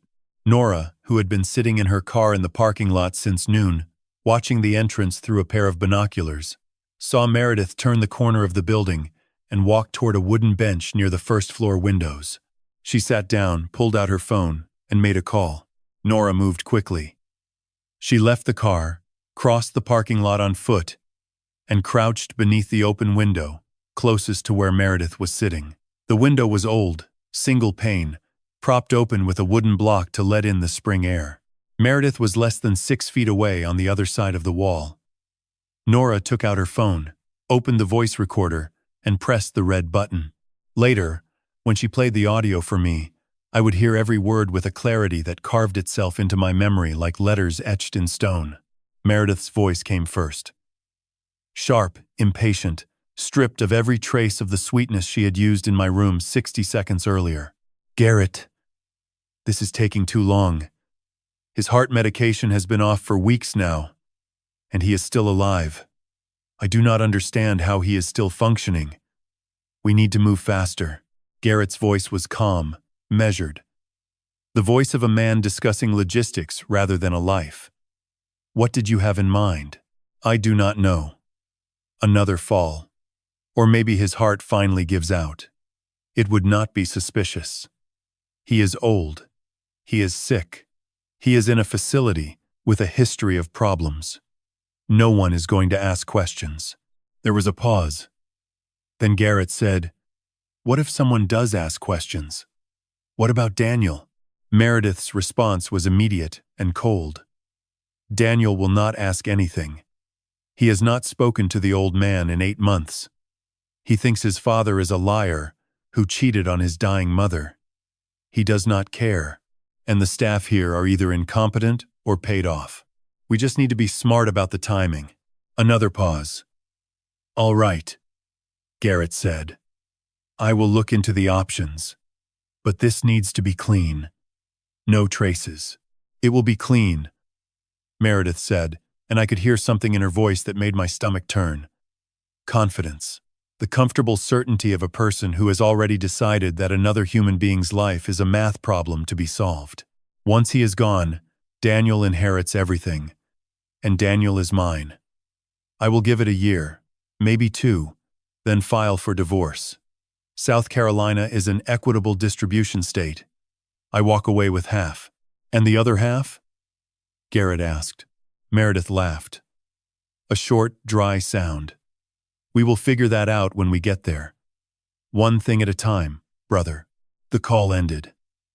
Nora told me later that her hands were shaking so badly she nearly dropped the phone.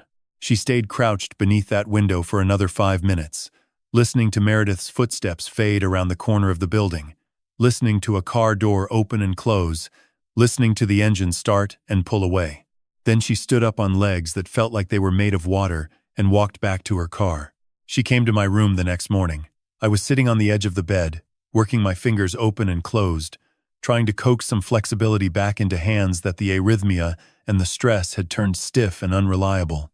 When Nora walked in, her face was pale and set in an expression I recognized.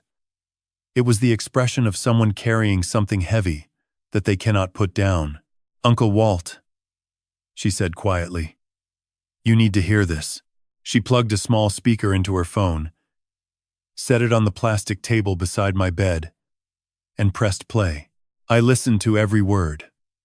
Meredith's voice, sharp and businesslike, discussing my death, the way a contractor discusses a demolition schedule.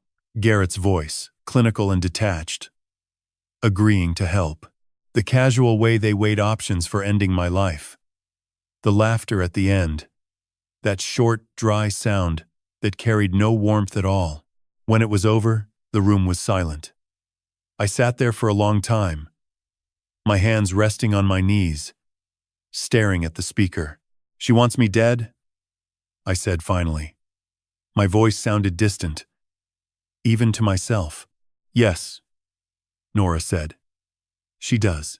I looked at her. Do we have enough to go to the police? Nora hesitated. It is a start, but Uncle Ray thinks we need more. The recording proves intent, but a good defense lawyer could argue it was taken out of context. We need the full picture, financial records, witness statements, the deepfake analysis, the forged documents, everything assembled into a case so airtight that no judge in the country could dismiss it. Then we build that case, I said. We will, Nora said. But you have to stay alive long enough for us to finish. That evening, I sat with Ray, Nora, and Grace in the visiting room after hours. Grace had let us in through the service entrance and kept watch at the door. Ray spread his legal pad across the table and outlined the plan in 3 parts. First, continue gathering evidence. Second, keep me safe inside Tidewater until we were ready to move. Third, create the conditions for a confrontation that Daniel could not ignore. When the time comes, Ray said, Daniel needs to be in a position where he has no choice but to listen, where the truth is standing right in front of him, and there is nowhere left to hide. I nodded. And until then, I have a part to play. I looked around the table at the 3 faces watching me. A nurse who risked her job to keep me alive. A lawyer who had spent decades protecting people who could not protect themselves. A 28-year-old journalist who had walked into a nightmare because her uncle asked her to. Starting tomorrow, I said, I need Meredith to believe she is winning. I need to become exactly the man she wants me to be. Frail, fading, finished. It will be the performance of my life. For 2 months, I became the man Meredith wanted me to be. Frail, fading, a body winding down like a clock, with a broken spring. Every morning, Grace brought my beta blockers hidden inside a folded napkin on my breakfast tray. Every morning, I swallowed them in the bathroom with the door closed. And every morning, I walked back to my bed and arranged myself into the picture of a man who was losing his grip on the world. Shoulders hunched, eyes unfocused, hands trembling more than they needed to. I stopped shaving. I let my hair grow past my ears. I ate half of every meal and left the rest congealing on the tray so the staff would note my declining appetite. It was the most exhausting performance of my life, and not because the acting was difficult. It was exhausting because pretending to be helpless when you are filled with fury takes a kind of discipline that eats you from the inside. Meredith came twice during those months. Once in late June, once in early August. Both visits followed the same script. She signed the visitor log. She walked down the hallway carrying flowers she would not bother to unwrap. She sat in the plastic chair for 10 or 12 minutes and spoke to me in that syrupy voice, all warmth and softness, as though she were talking to a dying pet she had already stopped feeding. During the August visit, I gave her what she wanted. I coughed, a deep rattling sound I had practiced until it sounded authentic. I let my eyelids droop. I turned my head slowly on the pillow and looked at her through eyes I had learned to make glassy and distant. It hurts, I whispered. Everything hurts. Meredith. She reached out and patted my hand. The same pat as before. Furniture. Something to be disposed of at the appropriate time. I know, she said softly. But it will all be over soon. I promise. After she left, I lay there staring at the ceiling. with my hands curled into fists beneath the blanket. She had smiled. A small, private smile. The kind that lives in the corners of the mouth where most people would not think to look. But I looked, and I saw it. And I let the anger settle deeper into my bones, cold and patient. And I waited. While I was performing my slow decline, the pieces were falling into place outside those walls. Ray had been working the legal channels with the quiet precision of a man who had spent 40 years turning paperwork into weapons. The emergency petition to void the forged power of attorney had been granted in late April, and by June, my bank accounts were fully accessible again. I resumed control of Beaumont Maritime Holdings through secure video conferences conducted from Ray's office downtown, his door locked, his phone off, his secretary told to hold all calls. The interim CEO who had managed BMH during my absence briefed me on quarterly performance, and I approved every pending decision with a clarity that made the board members exchange glances. Whatever Meredith had told the world about my mental state, the men and women on that screen were looking at a chairman who knew exactly what he was doing. Meredith had no idea. To her, I was still the man in room 11C, coughing and fading, counting down the days she assumed I had left. Nora, meanwhile, had completed the evidence file. Every email between Meredith and Garrett, organized chronologically. The deepfake source files, with full metadata analysis. The 3 payments to Jerome, traced through Garrett's intermediary account. The forged power of attorney, with its digital editing history. The recording, medical records from Tidewater, provided quietly by Grace, documenting the gaps in care, the missed prescriptions, the incident reports that had been filed and buried. It filled a leather briefcase that Ray kept locked in his office safe. "We are ready," Nora told me during one of her evening visits in late August. "Everything we need is in that briefcase, but we were waiting for one more thing. We were waiting for Daniel to need me, and Daniel's world was falling apart. I did not know the details at the time. I learned them later from Nora's surveillance and the financial records Ray subpoenaed after the fact. But here is what happened. In July, 3 customers at the flagship Beaumont Harbor Grill fell seriously ill after eating contaminated shellfish. The health department launched an investigation. 2 of the customers filed lawsuits. The third retained a personal injury attorney whose name I recognized from late-night television commercials. The contamination was not an accident. Nora traced it to a delivery from a secondary supplier that Garrett Shaw had quietly introduced to Daniel's purchasing manager 3 months earlier. The supplier was a shell company. The shellfish had been improperly stored before delivery. Garrett had inserted himself into Daniel's supply chain the same way a virus inserts itself into a cell, silently and from the inside. Daniel did not know. He blamed the kitchen. He fired his head chef. He spent August putting out fires, dealing with lawyers, and watching his reputation dissolve. By September, the damage was catastrophic. The lawsuits had scared away investors. 2 of the 3 restaurant locations were operating at a loss. The bank that held the loan on the flagship property called in the debt, $3.2 million, payable within 30 days. Daniel had no reserves, no credit, and no one willing to take a chance on a company that was bleeding from every wound Garrett had quietly inflicted. And then there was the insurance. The claim Daniel filed for the contamination damages was denied by his insurer, a company called Low Country Marine Insurance. The denial letter cited procedural failures in the original policy application. Daniel did not know, could not have known, that Low Country Marine Insurance was a subsidiary of Beaumont Maritime Holdings, my company. The company his father had built in silence over 25 years. The irony was so precise it almost felt designed. And in a way, it was. Not by me.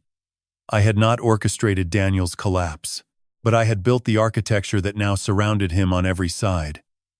And when he finally looked up from the wreckage of his business and searched for someone powerful enough to save him, the only name that kept appearing was the one name he had never connected to his father. W. Beaumont. Ray came to see me on the last day of August.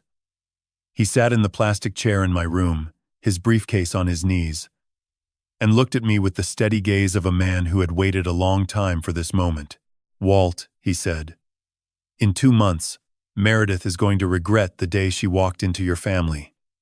But I need to know. You are ready. Can you hold on a little longer?" I thought about the year I had spent in that room. The silence. The ceiling I had memorized. The nights my heart had stuttered in the dark. The 20 calls no one answered. The 5 letters stamped in red. The woman who had smiled at me an hour ago and whispered that it would all be over soon. "I have been patient for over a year, Ray," I said. "I can wait 2 more months." He nodded, stood, and shook my hand. "Good. Because this is going to work." After he left, I sat on the edge of the bed and looked out the narrow window. The sun was setting over the marshes, turning the cordgrass into ribbons of copper and gold. Somewhere out there, my son was sitting in his office, staring at a spreadsheet that no longer added up, wondering how everything had gone so wrong so fast. And he had no idea that the only man in the world who could pull him out of the wreckage was the father he had thrown away 14 months ago. Daniel spent the first 2 weeks of September making phone calls. I learned this later from the records Nora pulled and the account Ray pieced together from financial documents. My son sat in his office at Beaumont Harbor Grill, the flagship location on the waterfront, and called every investor, every venture fund, every private lender he had ever worked with or heard of. Every conversation ended the same way. "I am sorry, Daniel. Your credit profile is too damaged right now. The lawsuits have made you too risky. We cannot take this on." He called 14 firms in 12 days. 14 rejections. The bank's 30-day deadline was ticking down like a clock strapped to a bomb, and nobody in the southeastern United States wanted to touch a restaurant company that was bleeding lawsuits and bad press. Nora told me later that the lights in Daniel's home office at 218 Wentworth stayed on until 3 in the morning most nights during that stretch. She was still watching the house, still monitoring the cloud backup, still tracking everything Meredith did. And Meredith, according to the emails Nora intercepted, was doing exactly what a predator does when it watches its prey weaken. She was waiting. On September 14th, Meredith walked into Daniel's office at home and set a cup of coffee on his desk. He was hunched over his laptop. Dark circles under his eyes, his hair uncombed, his shirt wrinkled. "Have you tried Beaumont Maritime Holdings?" she asked, her voice casual, as though the name had just occurred to her. "They are one of the biggest private equity firms in the region. They fund all kinds of businesses." Daniel looked up. "Beaumont Maritime Holdings," he repeated. "I have heard that name. They are selective, but they have deep pockets." He paused, running a hand through his hair. "It is worth a shot. What do I have to lose?" What Meredith did not say, what she could not say without exposing everything she had spent 18 months building, was that she knew exactly who ran Beaumont Maritime Holdings. She knew the chairman was the man she had locked in a nursing home. She knew his name was on every document, every corporate filing, every board resolution. But she also believed, because she had seen it with her own eyes 3 weeks earlier, that Walt Beaumont was lying in room 11C at Tidewater, barely conscious, coughing blood, days or weeks from the end. She assumed the company was running on autopilot, managed by subordinates who would handle Daniel's request without ever involving the chairman. She was wrong about all of it. Daniel worked for 3 days straight preparing his proposal. He built a pitch deck of 35 slides, with financial projections, client testimonials, photographs of completed projects, and a detailed plan for restructuring the company's debt. He rehearsed his presentation in front of the bathroom mirror, in front of Meredith, in front of the empty dining room table. He was a man trying to save the only thing he had ever built with his own hands, and the desperation in his effort was painful even to hear about secondhand. On September 17th, he sent the email. The subject line read, "Emergency funding request, Beaumont Harbor Grill." 3 days later, he received a reply. "Dear Mr. Beaumont, Beaumont Maritime Holdings has reviewed your proposal. The chairman will meet with you personally. October 15th, 9 o'clock in the morning. Beaumont Maritime Tower, 22nd floor. Daniel read the email twice. Then he leaned back in his chair, closed his eyes, and exhaled for what might have been the first time in weeks. They are willing to see me, he said aloud. To no one. There is still a chance. Meredith came into the office a few minutes later. She leaned over his shoulder and read the email. Nora was monitoring the cloud backup in real time by then, and she told me later that the activity log showed Meredith's cursor hovering over the words, "The chairman will meet with you personally," for 11 seconds. Then Meredith left the room. 20 minutes later, Nora intercepted an email Meredith sent to Garrett from her phone. It read, "Daniel has a meeting with Beaumont Maritime Holdings. The chairman wants to see him personally. October 15th. If Walt is still the active chairman, this is a problem. If Daniel walks into that room and sees his father sitting at the head of the table, it is over for us. Everything. We need to figure out what is happening at that company. Call me tonight." Garrett's reply came an hour later. "Stay calm. Do not do anything stupid. I will find out what I can." But Garrett did not find out anything, because there was nothing to find. Walt Beaumont's return to Beaumont Maritime Holdings had been conducted through secure, encrypted channels. No public announcements, no press releases, no changes to the website. As far as the outside world was concerned, the company was operating exactly as it had for 25 years, quietly and without fanfare. Meredith spent the next 2 weeks in a state of controlled panic. She searched for information about the BMH chairman online and found the same sparse results she had seen a year earlier. No recent photographs, no interviews, no social media presence.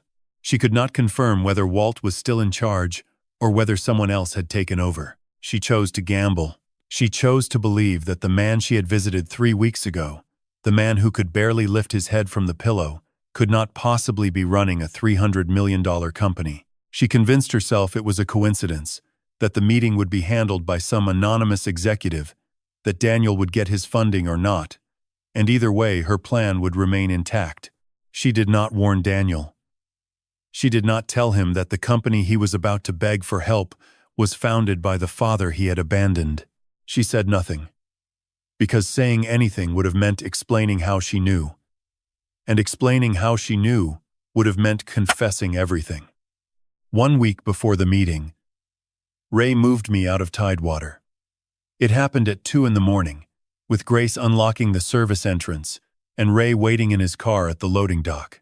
I walked out of that building for the last time on legs that were steadier than they had been in months, carrying nothing but the clothes I was wearing and the fury I had been saving for this exact moment.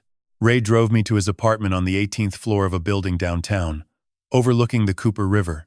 It was the first time in 11 months that I had slept in a real bed, eaten a real meal, and stood in front of a mirror without flinching at what I saw. On the morning of October 14th, I put on a charcoal gray suit that Ray had retrieved from my house on Folly Road. White shirt, navy tie. I stood in front of the bathroom mirror and looked at the man staring back. He was older than I remembered. Thinner. His hair was more silver than brown, and the lines around his eyes told the story of a year spent in a place no human being should ever have to endure. But his back was straight, and his eyes were steady. And in those eyes I could see something that had been missing for 14 months. Purpose. Before I walk you through what happened in that boardroom, before I tell you about the moment that changed everything, I need to know you are still with me. If you have made it this far, if you are ready to see how this story ends, type "I am" here in the comments below. And please note, what comes next includes some dramatized elements for storytelling purposes. If you are ready, let us step into that boardroom together. October 15th, 2024, 9 o'clock in the morning. The boardroom on the 22nd floor of Beaumont Maritime Tower, overlooking Charleston Harbor. Daniel arrived at 8:55. He was wearing a navy suit that hung looser on him than it should have, evidence of the weight he had lost over the past month. His briefcase was in his right hand. His pitch deck, 35 slides he had spent 2 weeks perfecting, was tucked under his left arm. He walked through the marble lobby with the measured steps of a man approaching either salvation or execution. Unsure which. He took the elevator to the 22nd floor alone. The doors opened onto a wide corridor with polished wood floors and floor-to-ceiling windows that let the morning light pour in from the east. A receptionist guided him to the boardroom at the end of the hall and opened the door for him. The room was large, quiet, and immaculate. A long mahogany conference table ran down its center, flanked by 12 leather chairs. The far wall was entirely glass, offering a panoramic view of Charleston Harbor, the cranes at the port, the bridges spanning the Cooper River, and beyond them, the pale silver line of the Atlantic. 2 senior executives from Beaumont Maritime Holdings sat at the far end of the table, silent and watchful. Ray Harlow and Nora Beaumont stood near the back of the room, their faces carefully neutral. Daniel did not recognize them. He had no reason to. He did not know they were there for me. Daniel sat down, set his briefcase on the table, and arranged his pitch deck in front of him with hands that were not quite steady. He glanced at his watch. 9:02. The chairman was late. He shifted in his seat. He straightened his tie. He ran through his opening lines one more time. The ones he had rehearsed in front of the mirror, in front of Meredith, in front of the empty walls of his office at 2 a.m. This was his last chance. If Beaumont Maritime Holdings turned him down, Beaumont Harbor Grill was finished. Everything he had built over 8 years would be gone. At 9:05, the door opened. A woman in a gray suit, my executive assistant, stepped into the room. She stood to one side and said, in a clear, professional voice, "Gentlemen, the chairman." Daniel stood up. He smoothed his tie. He took a breath. He squared his shoulders and prepared to shake hands with the man who held his future. And then I walked in. I was wearing a black suit, a white shirt, and a navy tie. My hair was cut short and combed back. I carried a cane, a simple wooden cane with a silver handle, necessary because the months of undertreated arrhythmia had left my stamina unreliable over long distances. But I stood straight. My shoulders were back. My jaw was set. I looked him in the eye. I watched the color leave his face the way the tide pulls back from a beach, slowly at first, then all at once. His mouth opened. His hand, half extended for a handshake, froze in the air between us. His eyes went wide, then wider, darting from me to the executives, to Ray, to Nora, and back to me, as if the room itself might offer some explanation for what he was seeing. "Dad," he whispered. The word hung in the air like smoke. I closed the door behind me. I walked to the head of the table, my cane tapping softly against the polished wood with each step, the only sound in a room that had gone completely still. I set the cane against the armrest of my chair. I sat down. I placed my hands flat on the mahogany surface and looked at my son. "Hello, Daniel." He stared at me. His lips moved, but no sound came out. Then, finally, in a voice that cracked like dry wood, "What are you doing here?" "I work here," I said. "I own this company. I am W.B. Beaumont. I have been W.B. Beaumont since 1998. Silence. The kind of silence that has weight, that presses against the walls and ceiling, that makes the air thick enough to feel against your skin. Daniel sank back into his chair as though someone had cut the strings holding him upright. "That is impossible," he said. His voice was barely audible. "Meredith said you were broke. You were in a nursing home. You were losing your mind." "I was in a nursing home," I said, "until 2 weeks ago. And I was not losing my mind. I was being held there against my will by your wife." Daniel shook his head. No, that does not make sense. Claire would not." He stopped, corrected himself. "Meredith would not." I let the correction pass. There would be time for that later. "Daniel," I said, I did not bring you here to talk about my company. I brought you here because there are things you need to see. Things about Meredith. Things about the photographs. Things about the life she told you I was living in Savannah. His jaw tightened. He crossed his arms, the defensive posture of a man who still wanted to believe the lie because the truth was too enormous to hold. I nodded to Ray. He stepped forward and placed a leather folder on the table in front of Daniel. "Open it," I said. Daniel looked at the folder the way you look at something that might detonate. Then slowly, with hands that trembled visibly, he reached out and flipped it open. Inside were the printouts. The forged power of attorney with the forensic analysis proving the signature had been digitally copied and pasted. The medical evaluation showing that the physician who had declared me cognitively impaired had never examined me in person. The insurance cancellation form bearing Meredith's name. And beneath all of that, the deepfake analysis. He scanned the first page, then the second, then the third. His face moved through expressions the way weather moves across an open sky. Confusion, then doubt, then recognition, then something that looked like the ground opening beneath him. "What is this?" he asked. His voice was barely above a whisper.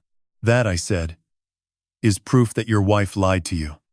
The power of attorney she used to put me in that facility was forged. I never signed it. The medical evaluation was fabricated. And the photographs, Daniel." I paused, making sure he was looking at me. "The photographs of the woman and the child in Savannah. They were created using artificial intelligence. The metadata proves it. The woman does not exist. The child does not exist. I never betrayed your mother. Not for one day. Not for 1 second." Daniel stared at the deepfake analysis, his eyes moving across the technical details. The creation dates, the software identifiers, the pixel-level evidence that the images had been assembled from nothing. His face had gone the color of ash. "No," he said. He shook his head, but the motion was mechanical, reflexive. The protest of a mind that already knows but cannot yet accept. "This cannot be real." "It is real," I said. "Every document in that folder has been verified by a forensic examiner. Your wife manufactured evidence to destroy your relationship with me. She forged legal documents to lock me away. She canceled my health insurance and my heart medication. And she did all of it because she wanted the $300 million that you stand to inherit." Daniel's hands curled into fists on the table. His breathing had gone shallow and fast. "But I did not bring you here just to show you the forgery," I said. "I brought you here to let you hear your wife's voice, saying the words she never thought anyone would record." Nora stepped forward. She set a small portable speaker on the mahogany table, connected it to her phone, and pressed play. Meredith's voice filled the boardroom. Cold, sharp, stripped of every trace of the sweetness she wore like a costume. The acoustics of the room made her words clear and inescapable, bouncing off the glass walls and the polished wood, and the silence of 4 people who already knew what was coming. "Garrett, this is taking too long. His heart medication has been off for weeks now, and he is still alive. We need to move faster." Garrett's reply came next, calm and clinical. "What did you have in mind? Another fall? Or his heart gives out? No one is going to question it. He is old. He is sick." Then the part that made the air in the room go still. "Once he is gone, Daniel inherits everything. And Daniel is mine. I will give it a year, maybe 2, then file for divorce. I walk away with half." And the laugh, that short, dry laugh at the end, the one that carried no warmth, no humanity, nothing but the satisfied sound of a woman who had already decided that 2 human lives were acceptable collateral for a bank balance. The recording ended. The speaker sat on the table between us, like a spent shell casing. Daniel had not moved. He was standing where he had risen from his chair minutes earlier, his arms at his sides, his face blank in the way that faces go blank when the mind behind them is trying to process something too large to hold. His eyes were fixed on the speaker. "That is," he started. His voice cracked. That is Meredith's voice. Yes, Nora said quietly. Recorded in May. Outside Tidewater Senior Care. She was talking to her brother. Her brother, Daniel repeated. The word came out hollow. Garrett Shaw, I said. The man who created the deepfake photographs. The man who forged the power of attorney. The man who paid the night orderly at Tidewater to make sure my heart medication stayed cut off. Your wife's brother. Daniel's legs gave out. He did not sit down so much as collapse, sinking to his knees on the boardroom floor with his head in his hands. The sound he made was not crying. Not exactly. It was something rawer than that. The sound of a man whose entire understanding of his own life had just been dismantled in front of him. Oh God, he said. His voice was muffled by his hands. What have I done? I stood up. I walked around the table slowly, my cane tapping against the floor with each step. I stopped 3 feet away from him and looked down at my son, my only child, the boy I had raised, the man I had spent my life trying to protect. You abandoned me, I said. My voice was quiet, but every word carried the weight of 14 months. You believed a fabricated photograph over the father who raised you alone for 25 years. You did not make a single phone call to verify what Meredith told you. You left me in a facility where they cut off my heart medication, where a man was paid to mop a staircase and remove the warning sign so I would fall, where your wife stood outside my window and discussed how to make sure I never walked out alive. You did not answer 20 calls. You sent back 5 letters. You erased me, Daniel. You erased me like I was nothing. He looked up at me. His face was wet, twisted with something beyond grief. I am sorry, he said. Dad, I am so sorry. I know you are, I said. But there is one more thing you need to see. Nora opened a second file on her laptop and turned the screen toward Daniel. His face, already the color of ash, went a shade whiter. It was a screenshot of browser history from Daniel's own computer, dated May of 2024, 5 months before this boardroom. The search queries were simple and damning. W.B. Beaumont net worth. Beaumont Maritime Holdings founder. Walt Beaumont. W.B. Beaumont. Same person. Daniel's hands went to his face. You knew, I said. My voice did not rise. It did not need to. You knew since May. The room was silent. Ray and Nora stood near the back, their faces still, giving Daniel the space to either tell the truth or bury himself in another lie. He told the truth. I found a letter, he said, his words tumbling out fast and uneven. In the attic. I was looking for old tax documents, and I found a box of Mom's things. There was a letter she wrote to you before she died. She mentioned your investment work, the harbors, the ships. She said she was proud of what you had built. He stopped, swallowed hard. I read that letter and I knew. I knew Meredith had lied. I knew you were not a cheater. I knew you were W.B. Beaumont. I searched everything online. I found the corporate filings. I found the foundation. I knew. Then why? I said. My voice was steady, but I could feel something fracturing behind it. Why did you leave me there for 5 more months? Because every time I picked up the phone to call you, Meredith sensed it. She would ask what was wrong.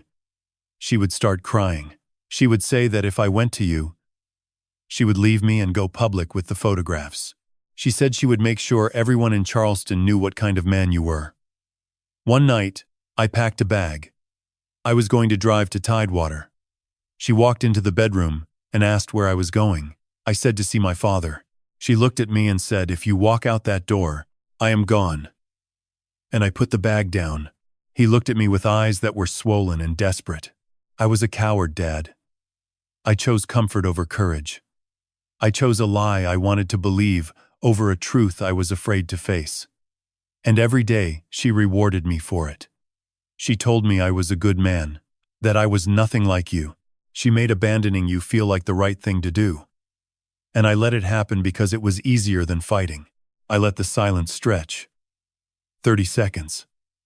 Maybe longer. I wanted him to sit in it the way I had sat in room 11. C. Staring at the water stains on the ceiling. Counting the days. Wondering if my own son cared whether I lived or died. You were not just a coward, Daniel, I said finally. You were complicit. 5 months. While I lay in that place wondering if my heart would stop in the night, while your wife plotted to make sure it did, you knew. And you did nothing. His head dropped. He did not try to defend himself. But I also understand. I continued, and my voice softened by 1 degree, what abuse does to a person's mind. Gaslighting. Coercive control.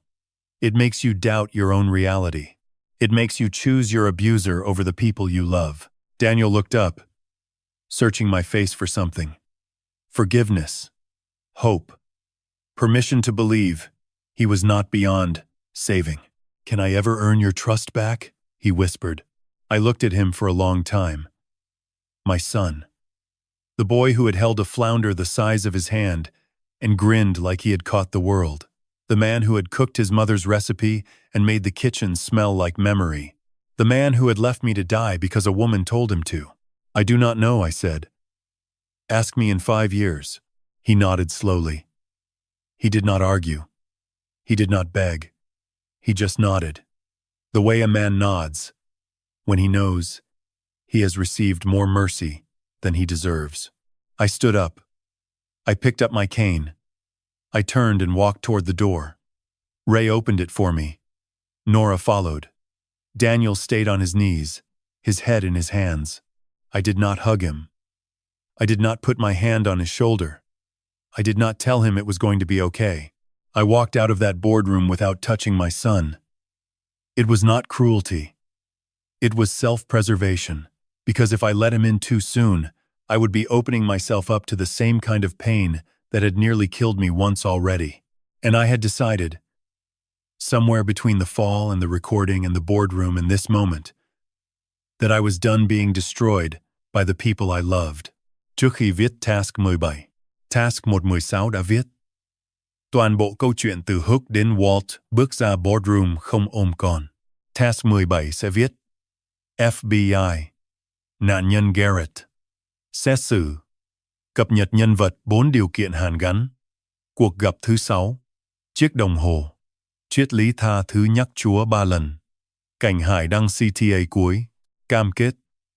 Không lập nội dung Task 116. Đây là task cuối kết câu chuyện bằng bài học sâu sắc và hình ảnh hải đăng hoàn chỉnh. Task 17. The light still shines. 2 days after the boardroom, Nora came to me with something that shook me to my core. She had kept digging into Garrett Shaw's past, following the financial trails that radiated outward from his accounts like cracks in broken glass. What she found was a pattern. 3 other victims. 3 other lives destroyed by the same man who had tried to destroy mine. Eleanor Price. 75 years old. A retired school teacher in Beaufort who lost $160,000 in retirement savings after Garrett posed as a financial advisor. 6 months after the money disappeared, Eleanor took her own life. She left a note on her kitchen table. It said, I am sorry I was not stronger. James Whitfield. 69. A boat mechanic in Georgetown who lost his shop and his home after Garrett convinced him to invest in ventures that did not exist. Ruth Singleton. 71. A widow in Somerville who lost $90,000 in life insurance money after Garrett approached her at a grief support group. 3 people. 3 lives hollowed out by the same hands that had tried to hollow out mine. And the cruelest irony of all was that Garrett Shaw had grown up in the family I had saved. The $6 million I invested in Shaw Shipworks in 2011 had kept his family afloat. He had repaid that debt by trying to end my life. I was not special. I was just another target. The only difference was that I had survived. Agent Diane Caldwell at the FBI field office in Charleston told me they had been building a case against Garrett for 8 months. Our evidence was the final piece. I agreed to testify without hesitation. The trial ended 6 months later. Meredith Shaw Beaumont received 15 years in federal prison, no possibility of parole for the first 10. The judge called her actions deliberate, calculated elder abuse, compounded by the desecration of a deceased woman's memory. Garrett Shaw received 22 years. The maximum the sentencing guidelines allowed for a repeat offender with multiple victims. He also faced 3 separate civil suits that would ensure he never walked free with $1 to his name. Jerome received 4 years and a permanent ban from healthcare employment. Tidewater Senior Care was shut down by the state health department 2 months after the FBI investigation began. Daniel filed for divorce the week of the verdict. He sold 35% of his shares in Beaumont Harbor Grill to repay the bridge loan I had extended through BMH. He moved into a modest apartment across town and started attending therapy twice a week. Ray Harlow retired fully and bought a sailboat. Last I heard, he was somewhere off the coast of St. Croix. Nora was promoted to deputy editor at the Post and Courier and began writing a book about elder financial abuse. Grace Alston took a position at a private senior care facility on the north side of Charleston. I donated $500,000 to their improvement fund in Eleanor Price's name. I founded the Emily Beaumont Foundation for Elder Protection. It provides free legal aid and financial counseling to seniors who have been exploited, defrauded, or abused. We have helped 43 families in our first year, 43 families who might otherwise have ended up like Eleanor, alone, and believing they had failed. 3 weeks after the boardroom, Daniel asked to see me. We agreed to meet at Harbortide Coffee, a small place on Shem Creek with wooden tables and a window overlooking the water where we used to fish. I set 4 conditions. First, he would own his choices and stop blaming everything on Meredith. Second, he would continue professional therapy. Third, no visits to my home, no holidays together. Just coffee, once a month at this table. Fourth, if he lied to me once, if he hid anything, if I ever found out he had been in contact with Meredith or Garrett, I was gone. Permanently. No second chances. He agreed to all 4 without argument. The first Saturday of October, I drove to Harbortide for our 6th consecutive meeting. Daniel was already there, sitting at the corner table with 2 cups of black coffee. He still remembered how I took mine. No cream, no sugar. We talked about the foundation, about his company, about therapy. After a few minutes, he reached into his jacket pocket and pulled out a small box. He slid it across the table.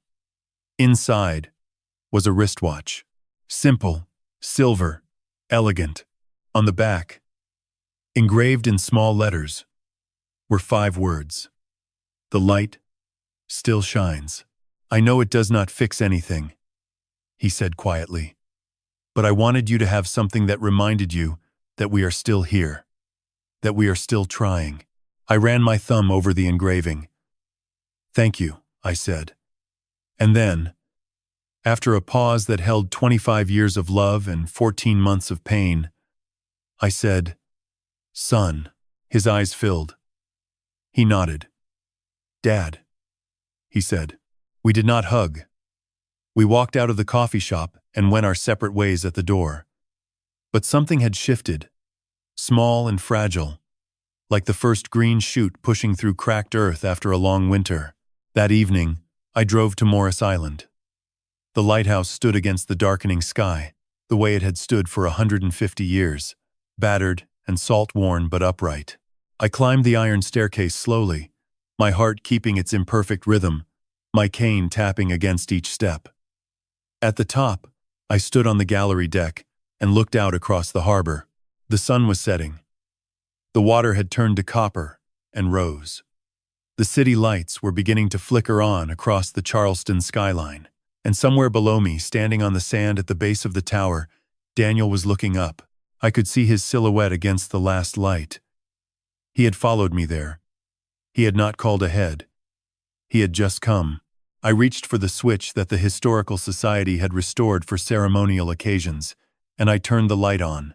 The beam swept out across the dark water, in a slow, steady arc, painting a line of white across the harbor and then letting it go, and then painting it again.